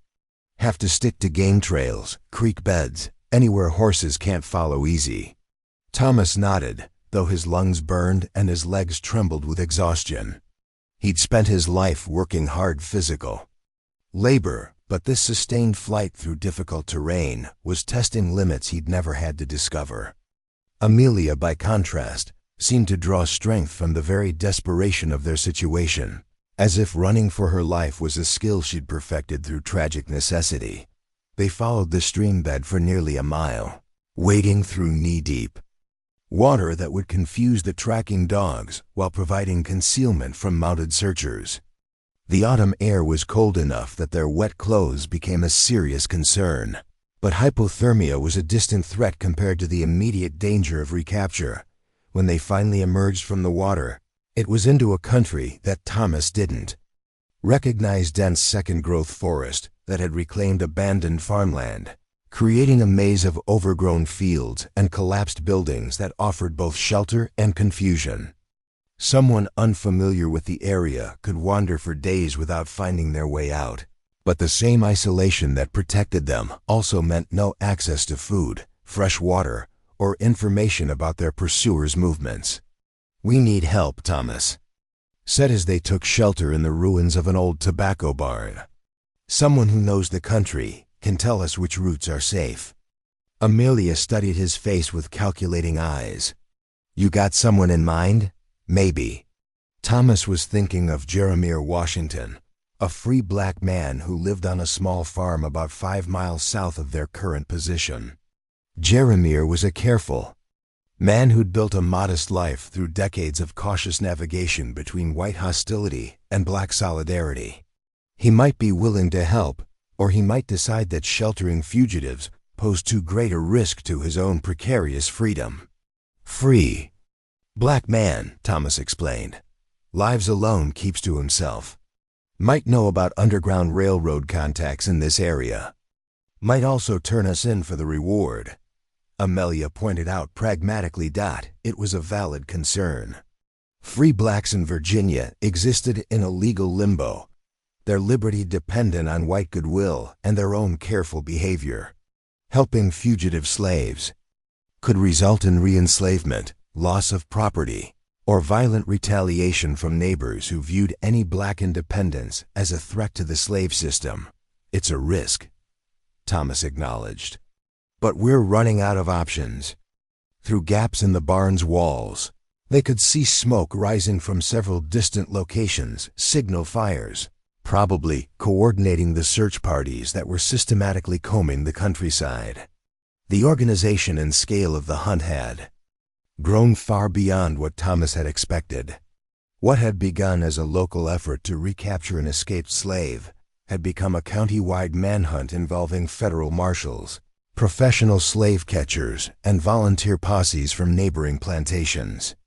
"They really want me back," Amelia observed, following his gaze toward the smoke columns. "It's not just about you anymore," Thomas replied. "It's about the example. If one slave can escape and find help from white farmers, others might try. The whole system depends on people believing escape is impossible." Amelia was quiet for a long moment, absorbing the implications of what he'd said. Her individual quest for freedom had become part of a larger struggle, a symbolic challenge to the economic and social order that shaped Virginia society. Every hour she remained free, every mile she traveled toward safety, represented a crack in the foundation of an institution that relied on absolute control. "I never wanted to be nobody's symbol," she said softly. "Just wanted to be free." Thomas felt his heart clench at the weariness in her voice. This remarkable young woman had risked everything for the basic human right to determine her own destiny, and now her personal struggle had become a public cause that attracted attention she'd never sought. "You don't have to be anyone's symbol," he said gently. "You just have to be yourself. That's enough." Their moment of quiet was shattered by the sound of approaching horses, multiple riders moving through the forest with the confidence of men who knew exactly where they were going. Thomas and Amelia pressed themselves against the barn's back wall as the sound grew louder, closer, more threatening. Through a crack between boards, Thomas saw them 6 mounted men led by Deputy Marshal Wells and Tracker Morrison. They were moving systematically through the abandoned farmstead, checking every building and outbuilding for signs of recent habitation. "They're following the stream," Morrison was saying as his horse approached their hiding place. "Tracks go into the water here, but they gotta come out somewhere downstream." "How far could they get on foot?" Wells asked. "Depends how desperate they are. Girl's been running for over a week, probably exhausted. But she's proven resourceful, and Mitchell knows this country better than we do." Thomas felt sweat gathering on his forehead despite the cool air. These men were discussing him and Amelia like prey animals, calculating their movements and limitations with professional detachment. The dehumanization was complete. They'd become problems to be solved rather than people seeking freedom. "Beauregard's offering an extra $100 for the girl," Wells continued. "Says she's his most valuable house slave, trained in fine needlework and reading. Wants to make an example of her for the other slaves." "And Mitchell?" "Federal charges. Harboring fugitives, interfering with lawful capture, assault on citizens performing their legal duty. He'll get 5 years minimum, probably lose his farm. To pay fines and court costs." The casual discussion of Thomas's destruction filled Amelia with cold fury. This man had risked everything to help her, had abandoned his secure life to ensure her freedom, and these hunters spoke of his imprisonment as if it were a minor administrative detail. The search party spent agonizing minutes examining the abandoned barn, probing its shadows and testing its concealment. At one point, Morrison dismounted and walked directly past the wall where Thomas and Amelia were hiding, so close they could hear his breathing and smell the tobacco on his clothes.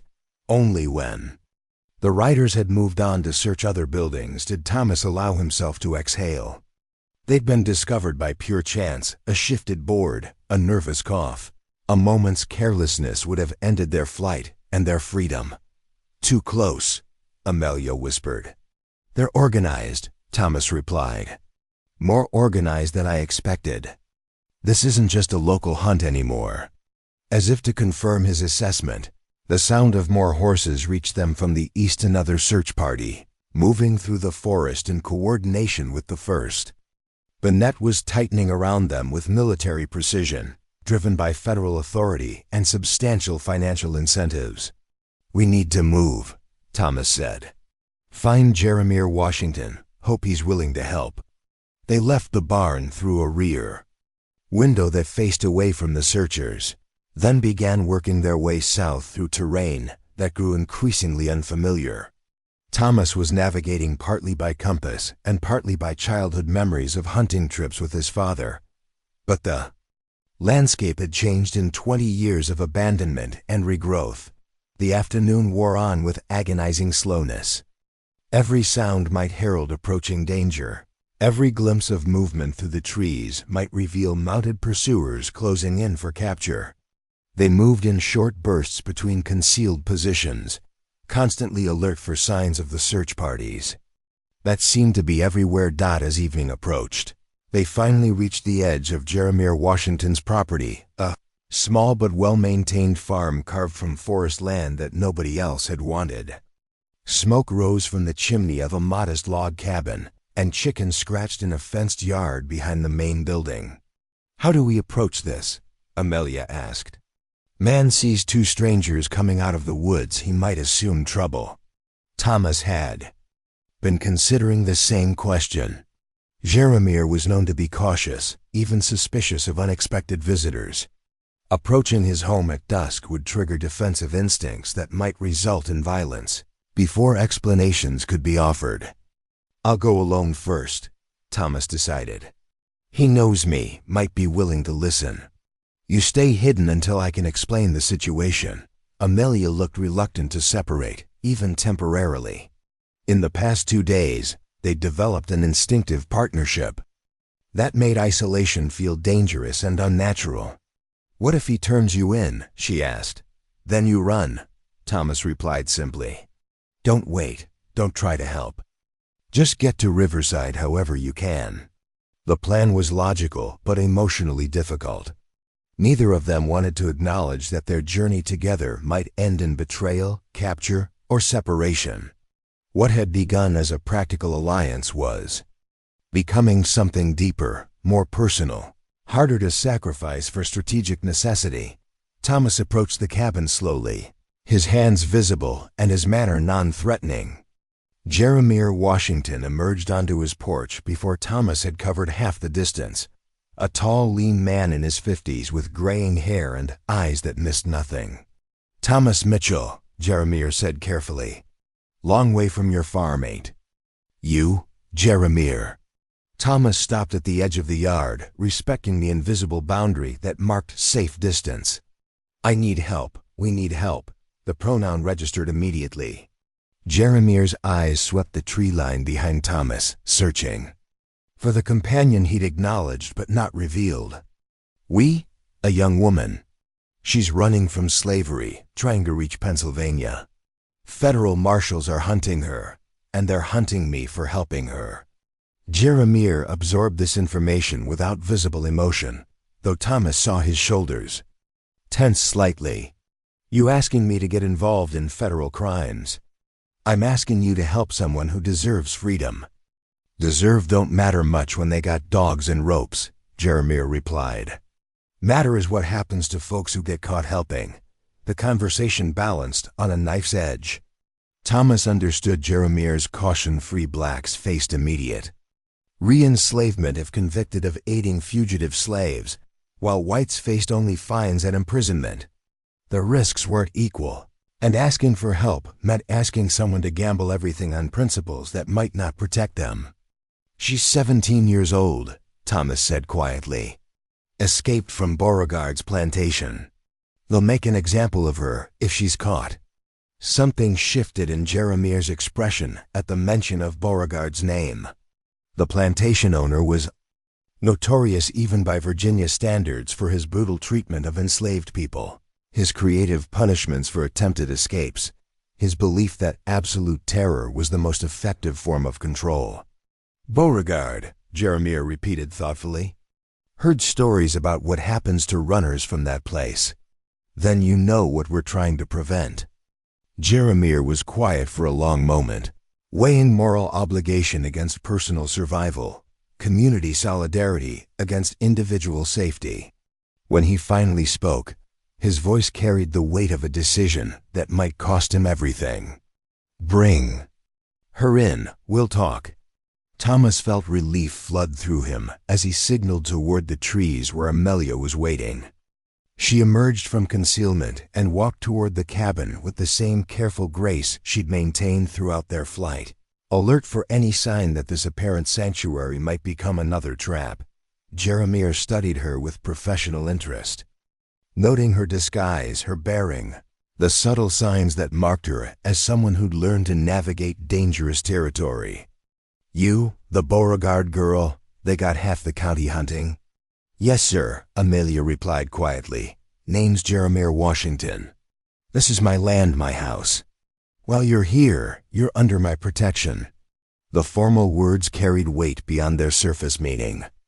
Jeremiah was claiming responsibility for their safety, accepting the risks that such protection entailed, offering sanctuary that might cost him his freedom or his life. "Thank you," Amelia said simply. Inside the cabin, Jeremiah provided food and information that proved equally valuable. The search had indeed expanded beyond local resources. Federal marshals were coordinating with militia units from 3 counties. Professional slave catchers had been brought in from as far away as Richmond, and substantial rewards were being offered not just for Amelia's capture, but for information about anyone helping her. "They got roadblocks on every main route north," Jeremiah explained as they ate. "Checking papers, searching wagons, questioning anybody who looks suspicious." "What about Riverside?" Thomas asked. "Block 2. They know folks use river traffic to move runaways. Got guards watching the docks." The information was devastating. Every route to safety seemed to be monitored. Every potential ally watched by federal agents who had unlimited resources and legal authority to detain anyone they suspected of Underground Railroad involvement. "So, what do we do?" Amelia asked. Jeremiah was quiet for a moment, then walked to a cabinet and withdrew a folded map of Central Virginia. "There might be another way. Risky, but possible." He spread the map on his table and pointed to a location about 30 miles southeast of their current position. Quaker settlement called Cedar Grove. Small community, but they got strong abolition beliefs. More important, they got a boat. "What kind of boat?" Thomas asked. "Steam packet that runs freight between Richmond and Norfolk. Captain's named David. Thornton, supposed to be reliable. Takes passengers north sometimes. Asks no questions about their business." The plan that emerged was audacious in its simplicity. Instead of trying to reach Pennsylvania overland through heavily guarded territory, they would travel southeast to Cedar Grove, then take Thornton's boat down the James River to Norfolk. From Norfolk, they could book passage on any of dozens of merchant ships heading to northern ports. "They'll never expect runaways to head toward the coast," Jeremiah explained. "All their attention is focused on northern routes." It was clever, but it required traveling through some of the most densely populated plantation country in Virginia areas, where every black face was scrutinized, every white stranger questioned, every unusual activity reported to local authorities. "You'll need better papers," Jeremiah said, looking at Amelia. "Free black woman traveling with a white man. They'll want documentation." From the same cabinet that had held the map, Jeremiah produced a small leather portfolio containing what appeared to be official documents. Freedom papers for a girl named Mary Washington. Supposedly my niece from Richmond, traveling to Norfolk to visit relatives.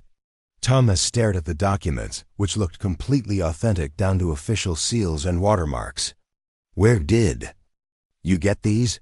"That or you don't know," Jeremiah replied. "Some questions don't need answers." As night deepened around the small cabin, they finalized plans for the next phase of their journey. They would rest until midnight, then begin the 30-mile trek to Cedar Grove, traveling by night and hiding during daylight hours.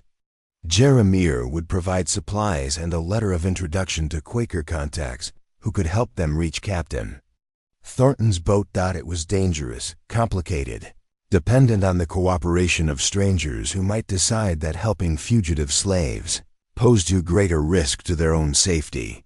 But it offered something their previous plans had lacked, the element of surprise. "One more thing," Jeremiah said as they prepared to rest. What happens after she's safe? You thought about that? The question hung in the air like smoke from the dying fire. Thomas looked at Amelia, seeing his own conflicted emotions reflected in her eyes. They'd been so focused on immediate survival that neither had seriously considered what would happen if they actually succeeded in reaching free territory. Haven't thought that far ahead, Thomas admitted. Might want to start, Jeremiah said quietly. Love's a powerful thing, but it don't solve practical problems. Free black woman and white man, even in Pennsylvania, that's going to bring complications you might not be ready for. Thomas felt heat rise in his cheeks at Jeremiah's casual reference to love, though he couldn't deny the accuracy of the observation. Whatever was happening between him and Amelia had moved far beyond simple alliance, or even friendship. But Jeremiah was right. Love alone couldn't overcome social barriers, legal restrictions, and cultural prejudices that would follow them wherever they went. We'll figure it out, Amelia said firmly, one problem at a time. As they settled down to rest before beginning the most dangerous part of their journey, Thomas found himself watching Amelia's face in the dying firelight. 3 days ago, she'd been a desperate stranger hiding in his haystack. Now she was the center of his world, the reason he'd abandoned everything he'd spent his life building. Tomorrow would bring new dangers, new tests of their courage and their commitment to each other. But tonight, in the warm safety of Jeremiah Washington's cabin, Thomas allowed himself to hope that love might indeed be powerful enough to overcome any obstacle, to survive any separation, to create a future neither of them could yet imagine, but both were willing to fight for. Outside, the Virginia night settled over a countryside where armed men continued their hunt for two people whose only crime was believing that freedom was worth any risk, any sacrifice, any price that love demanded. The midnight hour struck with crystalline clarity as Thomas and Amelia prepared to leave Jeremiah Washington's sanctuary. Outside, frost had begun forming on the cabin windows, creating intricate patterns that spoke of winter's approaching dominion over the Virginia countryside. The temperature had dropped dramatically since sunset, transforming their breath into visible clouds and making every movement a calculated risk against the betraying crunch of frozen leaves. Jeremiah had provided them with additional supplies that spoke of his deep understanding of survival in hostile territory: strips of cloth to muffle their footsteps, pine pitch to mask their human scent from tracking dogs, and a small vial of laudanum in case injury required pain management without the luxury of medical attention. More precious still were the documents he'd pressed into Amelia's hands, papers that could mean the difference between freedom and recapture if they encountered authorities during daylight hours. Remember, Jeremiah said quietly as they prepared to depart, Mary Washington, age 19, born free in Richmond, traveling to Norfolk to care for an elderly aunt. You can read and write because your master was a Methodist minister who believed in education. Keep the story simple and don't volunteer information they don't ask for. Amelia nodded, transforming herself mentally into this fictional person whose documented existence might save her life.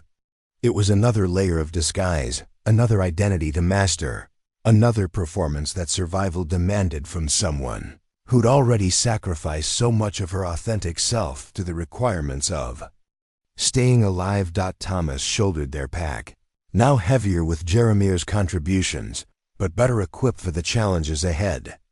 The 30-mile journey to Cedar Grove would take them through some of the most dangerous territory in central Virginia plantation country, where patrols were frequent, where every face was scrutinized, where the wrong answer to a casual question could result in immediate capture. The Hutchinsons were never real, were they? Thomas asked as they prepared to leave the warmth of the cabin for the deadly cold of the October night. Jeremiah's expression remained carefully neutral. Underground Railroad works on rumors and misdirection. Sometimes the best way to protect real stations is to create false ones that draw attention away from the truth.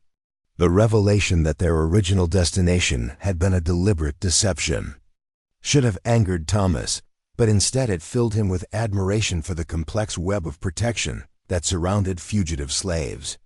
Every false lead created by abolitionists meant federal resources wasted, searchers confused and genuine. Escape routes kept secret. They slipped out of the cabin into a night so cold it seemed to shatter around them like black glass.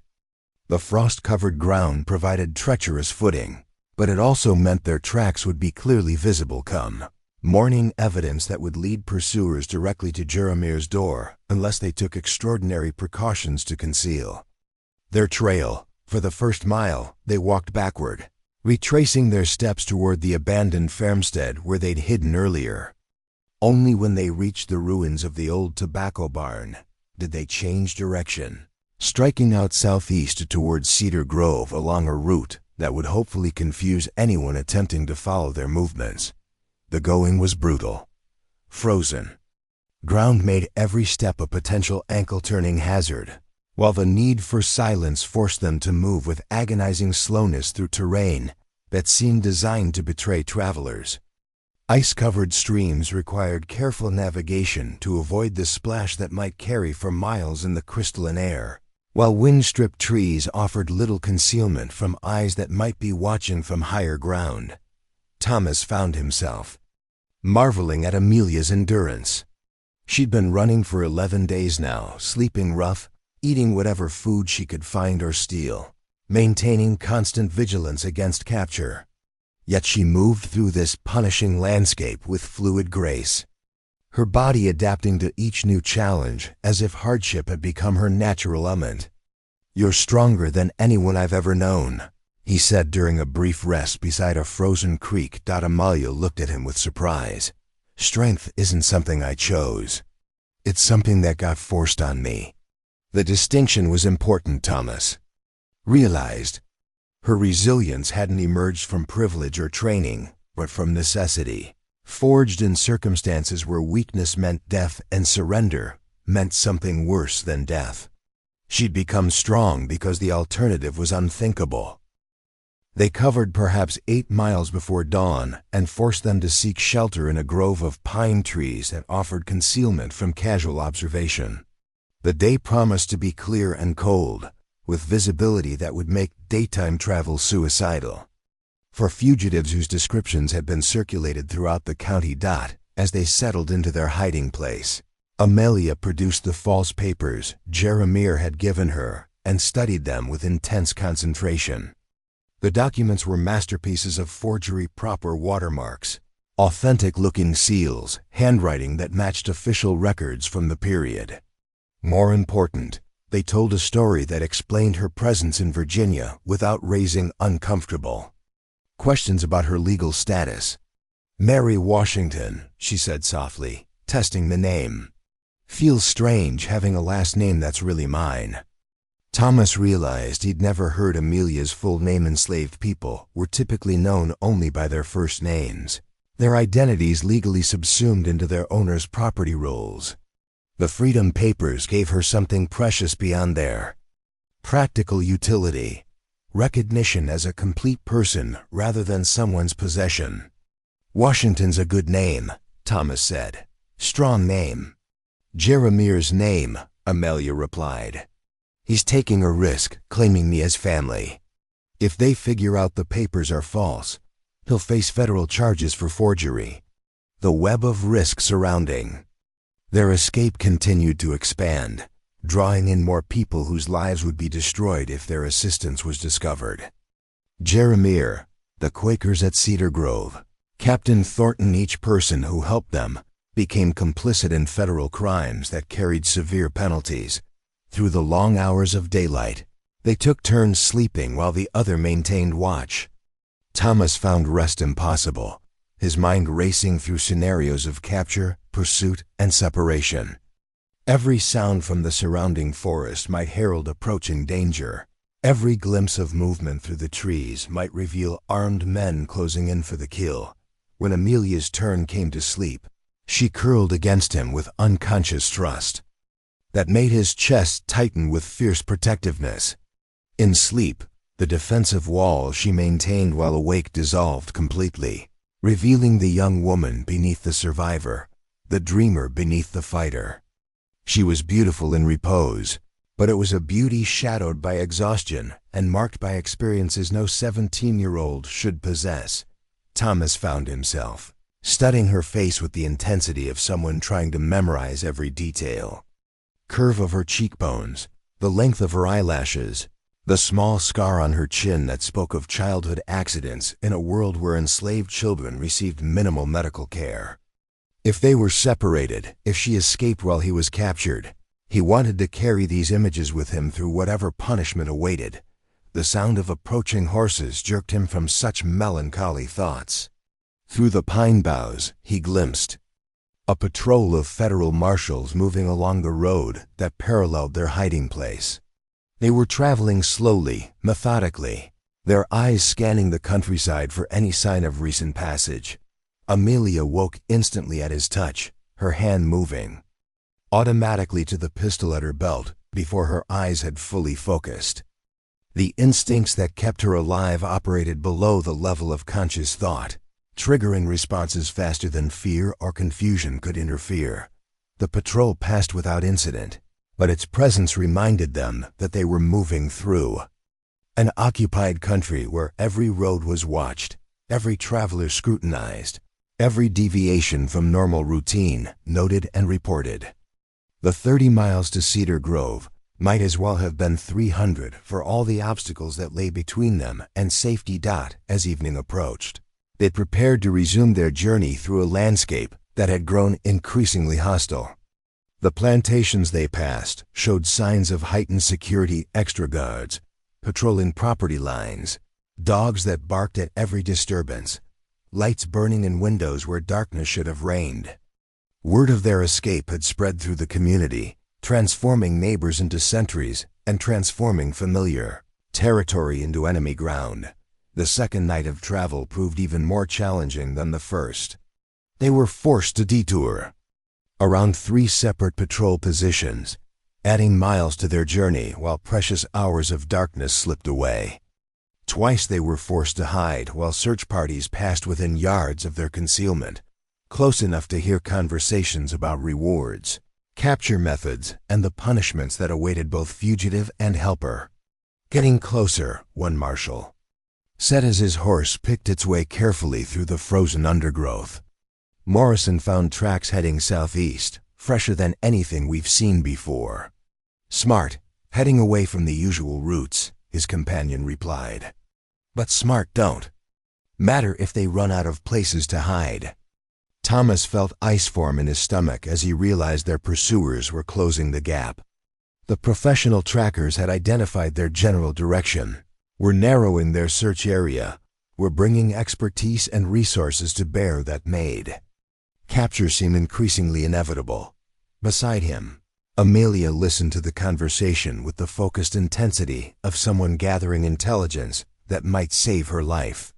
When the patrol moved on, she turned to Thomas with eyes that reflected both fear and determination. "They're getting close," she whispered. "We'll make it," Thomas replied, though his confidence was more hope than certainty. "And if we don't?" The question hung between them like a blade. Thomas had been avoiding that possibility, focusing on forward movement rather than contemplating failure. But Amelia's practical mind was already calculating contingencies, preparing for outcomes that optimism couldn't prevent.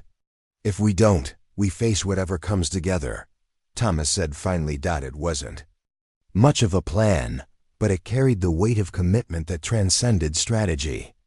Whatever happened, capture, separation, imprisonment, death, they would meet it as partners rather than strangers, as people who'd chosen each other despite impossible circumstances. The third day of their journey toward Cedar Grove dawned gray and overcast, with the promise of snow in the heavy clouds that obscured the morning sun. They'd covered perhaps 20 miles, but the final 10 would be the most dangerous territory, where every resident knew every neighbor, where strangers were automatically suspect, where questions would be asked that they're carefully prepared. Stories might not answer. Their hiding place was an abandoned root cellar half collapsed from years of neglect. its stone walls providing concealment but little warmth against the penetrating cold. Thomas wrapped both blankets around Amelia, who was showing signs of exhaustion that worried him more than the pursuing marshals. "Rest," he urged. "I'll keep watch." "Can't sleep," Amelia replied, though her eyes were heavy with fatigue. Too close now. Too much at stake. She was right, of course. They were perhaps 8 hours from Cedar Grove, from the Quaker community that might provide passage to freedom, or might decide that helping fugitives posed too great a risk to their own safety. Everything they'd endured, the flight from his farm, the confrontation with the Caldwell brothers, the dangerous alliance with Jeremiah Washington, had led to this final test. As afternoon shadows lengthened, they prepared for what they both knew would be the most crucial night of their journey. Either they would reach Cedar Grove and find allies willing to help them escape Virginia, or they would be captured and face consequences that both preferred not to imagine. Thomas checked his rifle for perhaps the 100th time, ensuring the action was smooth and the ammunition was dry. He wasn't a killer, had never taken a human life, but he was prepared to fight if fighting meant the difference between Amelia's freedom and her return to slavery. "Promise me something," Amelia said as they prepared to leave their hiding place.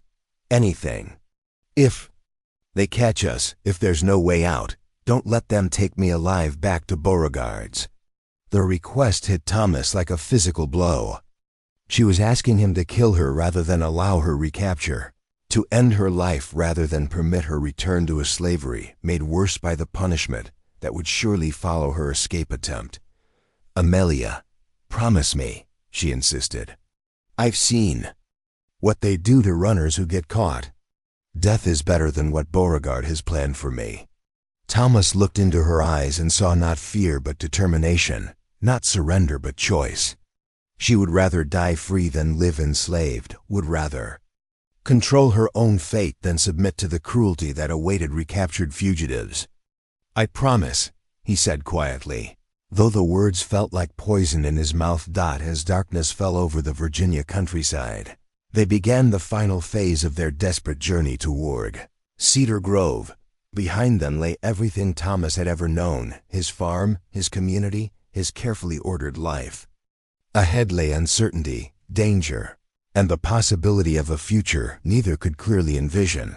But between them, in the cold darkness that surrounded their flight, lay something that had grown stronger with each mile traveled, each danger faced, each moment of shared vulnerability. It was love, certainly, but it was more than love. It was partnership forged in adversity, commitment tested by impossible circumstances, trust that had survived when trust seemed like luxury they couldn't afford.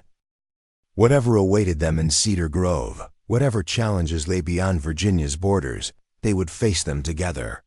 And if they failed, if capture meant separation or death, they would at least have known what it meant to love someone enough to risk everything for their freedom.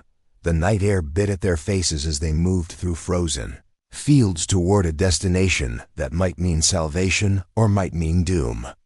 But for the first time since their flight began, Thomas felt something approaching peace. Not the peace of safety that remained elusive as ever, but the peace of knowing he'd chosen correctly, loved truly, and lived according to principles that mattered more than personal security. Ahead, the lights of Cedar Grove flickered like distant stars, promising warmth, shelter, and the possibility of allies in their continuing struggle against a world that would deny Amelia's basic humanity. Whether those promises would prove true remained to be seen, but the possibility was enough to keep them moving through the deadly cold toward whatever future awaited beyond the darkness. Thomas felt his throat tighten with emotion. These people, virtual strangers, were risking their safety and spending their money to help two fugitives they'd never met, motivated by nothing more than religious conviction and human compassion. "Why?" he asked. "Why risk so much for people you don't even know?" Isaac and Hannah exchanged a look that spoke of shared faith and common purpose. "Because that of God exists in every person," Isaac replied. "What 3 calls risk, we call obligation. The remainder of the day was spent in careful preparation for the 20-mile journey to Norfolk. Isaac provided them with a horse and wagon, claiming they were family members traveling to the port city on business. Amelia's false papers were supplemented with additional documentation that established their purpose and destination. More precious than documents was the information the Quakers provided about conditions in Norfolk, the layout of the docks, and the specific procedures for boarding Captain Thornton's vessel. Every detail had been planned with the precision that marked successful Underground Railroad operations. As evening approached, they prepared to leave the sanctuary that had restored their hope and renewed their strength. Hannah pressed a small package into Amelia's hands, food for the journey, but also something more precious. A letter of introduction to friends in Philadelphia, she explained. They will help thee establish a new life in freedom. The reality of freedom, actual, legal, protected freedom, was becoming tangible for the first time since their flight began. Pennsylvania wasn't just a destination anymore. It was a place where Amelia could live as a complete person, where she could choose her own work, keep her own wages, make her own decisions about every aspect of her existence. The wagon ride to Norfolk passed without incident through countryside that seemed different, somehow less threatening, more hopeful. Transformed by the proximity of liberation from enemy territory into a passage toward possibility. Thomas drove while Amelia sat beside him, her hand resting on his arm in a gesture that spoke of trust, affection, and shared anticipation. "What will you do?" she asked as the lights of Norfolk began appearing in the distance. "After we reach Philadelphia?" It was a question Thomas had been avoiding, though it had haunted every mile of their journey. His old life was gone, his farm would be confiscated, his reputation destroyed, his place in Virginia society erased by his choice to help a fugitive slave. But what would replace that life remained uncertain. "I don't know," he admitted. "Start over, I suppose. Find work, build something new. Together?" The single word carried enormous weight. Amelia was asking about more than practical arrangements. She was asking about their future as a couple, about whether the love that had grown between them during their desperate flight could survive in the ordinary world of daily life. Thomas looked at this remarkable woman who'd risked everything for freedom, who'd endured hardships that would have broken weaker spirits, who'd maintained her dignity and strength despite circumstances designed to destroy both. He thought about returning to Virginia without her, about building a new life that didn't include her presence, her wisdom, her courage, her love. "Together," he said firmly, "if you'll have me." Norfolk's harbor was alive with activity despite the late-hour ships loading and unloading cargo. Passengers boarding vessels bound for distant ports, merchants conducting business that connected Virginia to markets throughout the Atlantic world. In this cosmopolitan environment, one more black woman and white man traveling together attracted no special attention. The Virginia Belle was exactly as Isaac had described, a modest steamship designed for cargo rather than luxury, but clean and seaworthy, with a captain whose reputation for discretion made him valuable to passengers who preferred to avoid official scrutiny. Captain David Thornton was a weathered man of perhaps 50, his face marked by decades of salt air and difficult decisions. He greeted them with professional courtesy that asked no questions, while making clear that he understood exactly what kind of passengers they were. "Passage to Philadelphia," he said simply. $200 paid in advance, no names recorded. In the ship's manifest, Thomas handed over money that represented most of his liquid assets, but the transaction felt like the best investment he'd ever made.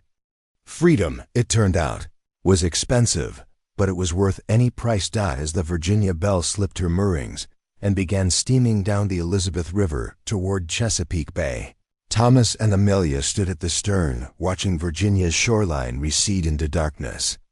Behind them lay everything that had defined their lives: slavery, fear, pursuit, the constant threat of capture and separation. Ahead lay Philadelphia, freedom, and the uncertain but hopeful challenge of building a life together in a world that might not approve of their love, but could no longer legally prevent it. "No more running," Amelia said softly as the last lights of Norfolk disappeared behind them. "No more running," Thomas agreed, wrapping his arms around her as the steamship carried them toward dawn and liberty. The Virginia coast fell away beneath a sky beginning to show the first pale traces of morning light. Somewhere behind them, Federal marshals were still searching for fugitives who no longer existed.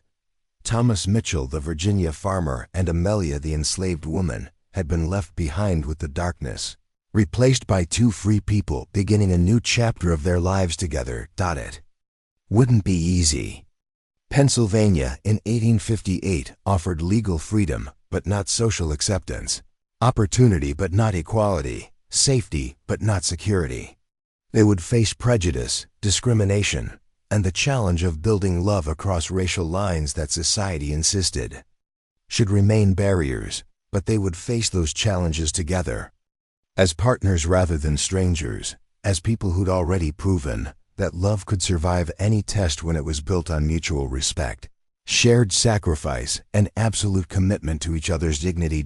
As the sun rose over Chesapeake Bay, painting the water gold and promising warmth after the cold Virginia nights, Thomas kissed Amelia with the fierce joy of someone who discovered that some things, freedom, love, human dignity, were indeed worth risking everything to obtain. Behind them, Virginia slept under federal patrols still hunting ghosts. Ahead, Philadelphia waited with all the promise and peril that freedom could offer. And between them, on the deck of a steamship carrying them toward whatever future they would build together, two people who'd found each other in the darkest circumstances imaginable held each other close and watched the dawn break over their new world. The peculiar institution of slavery had stolen many things from millions of families, cultures, languages, histories, dreams.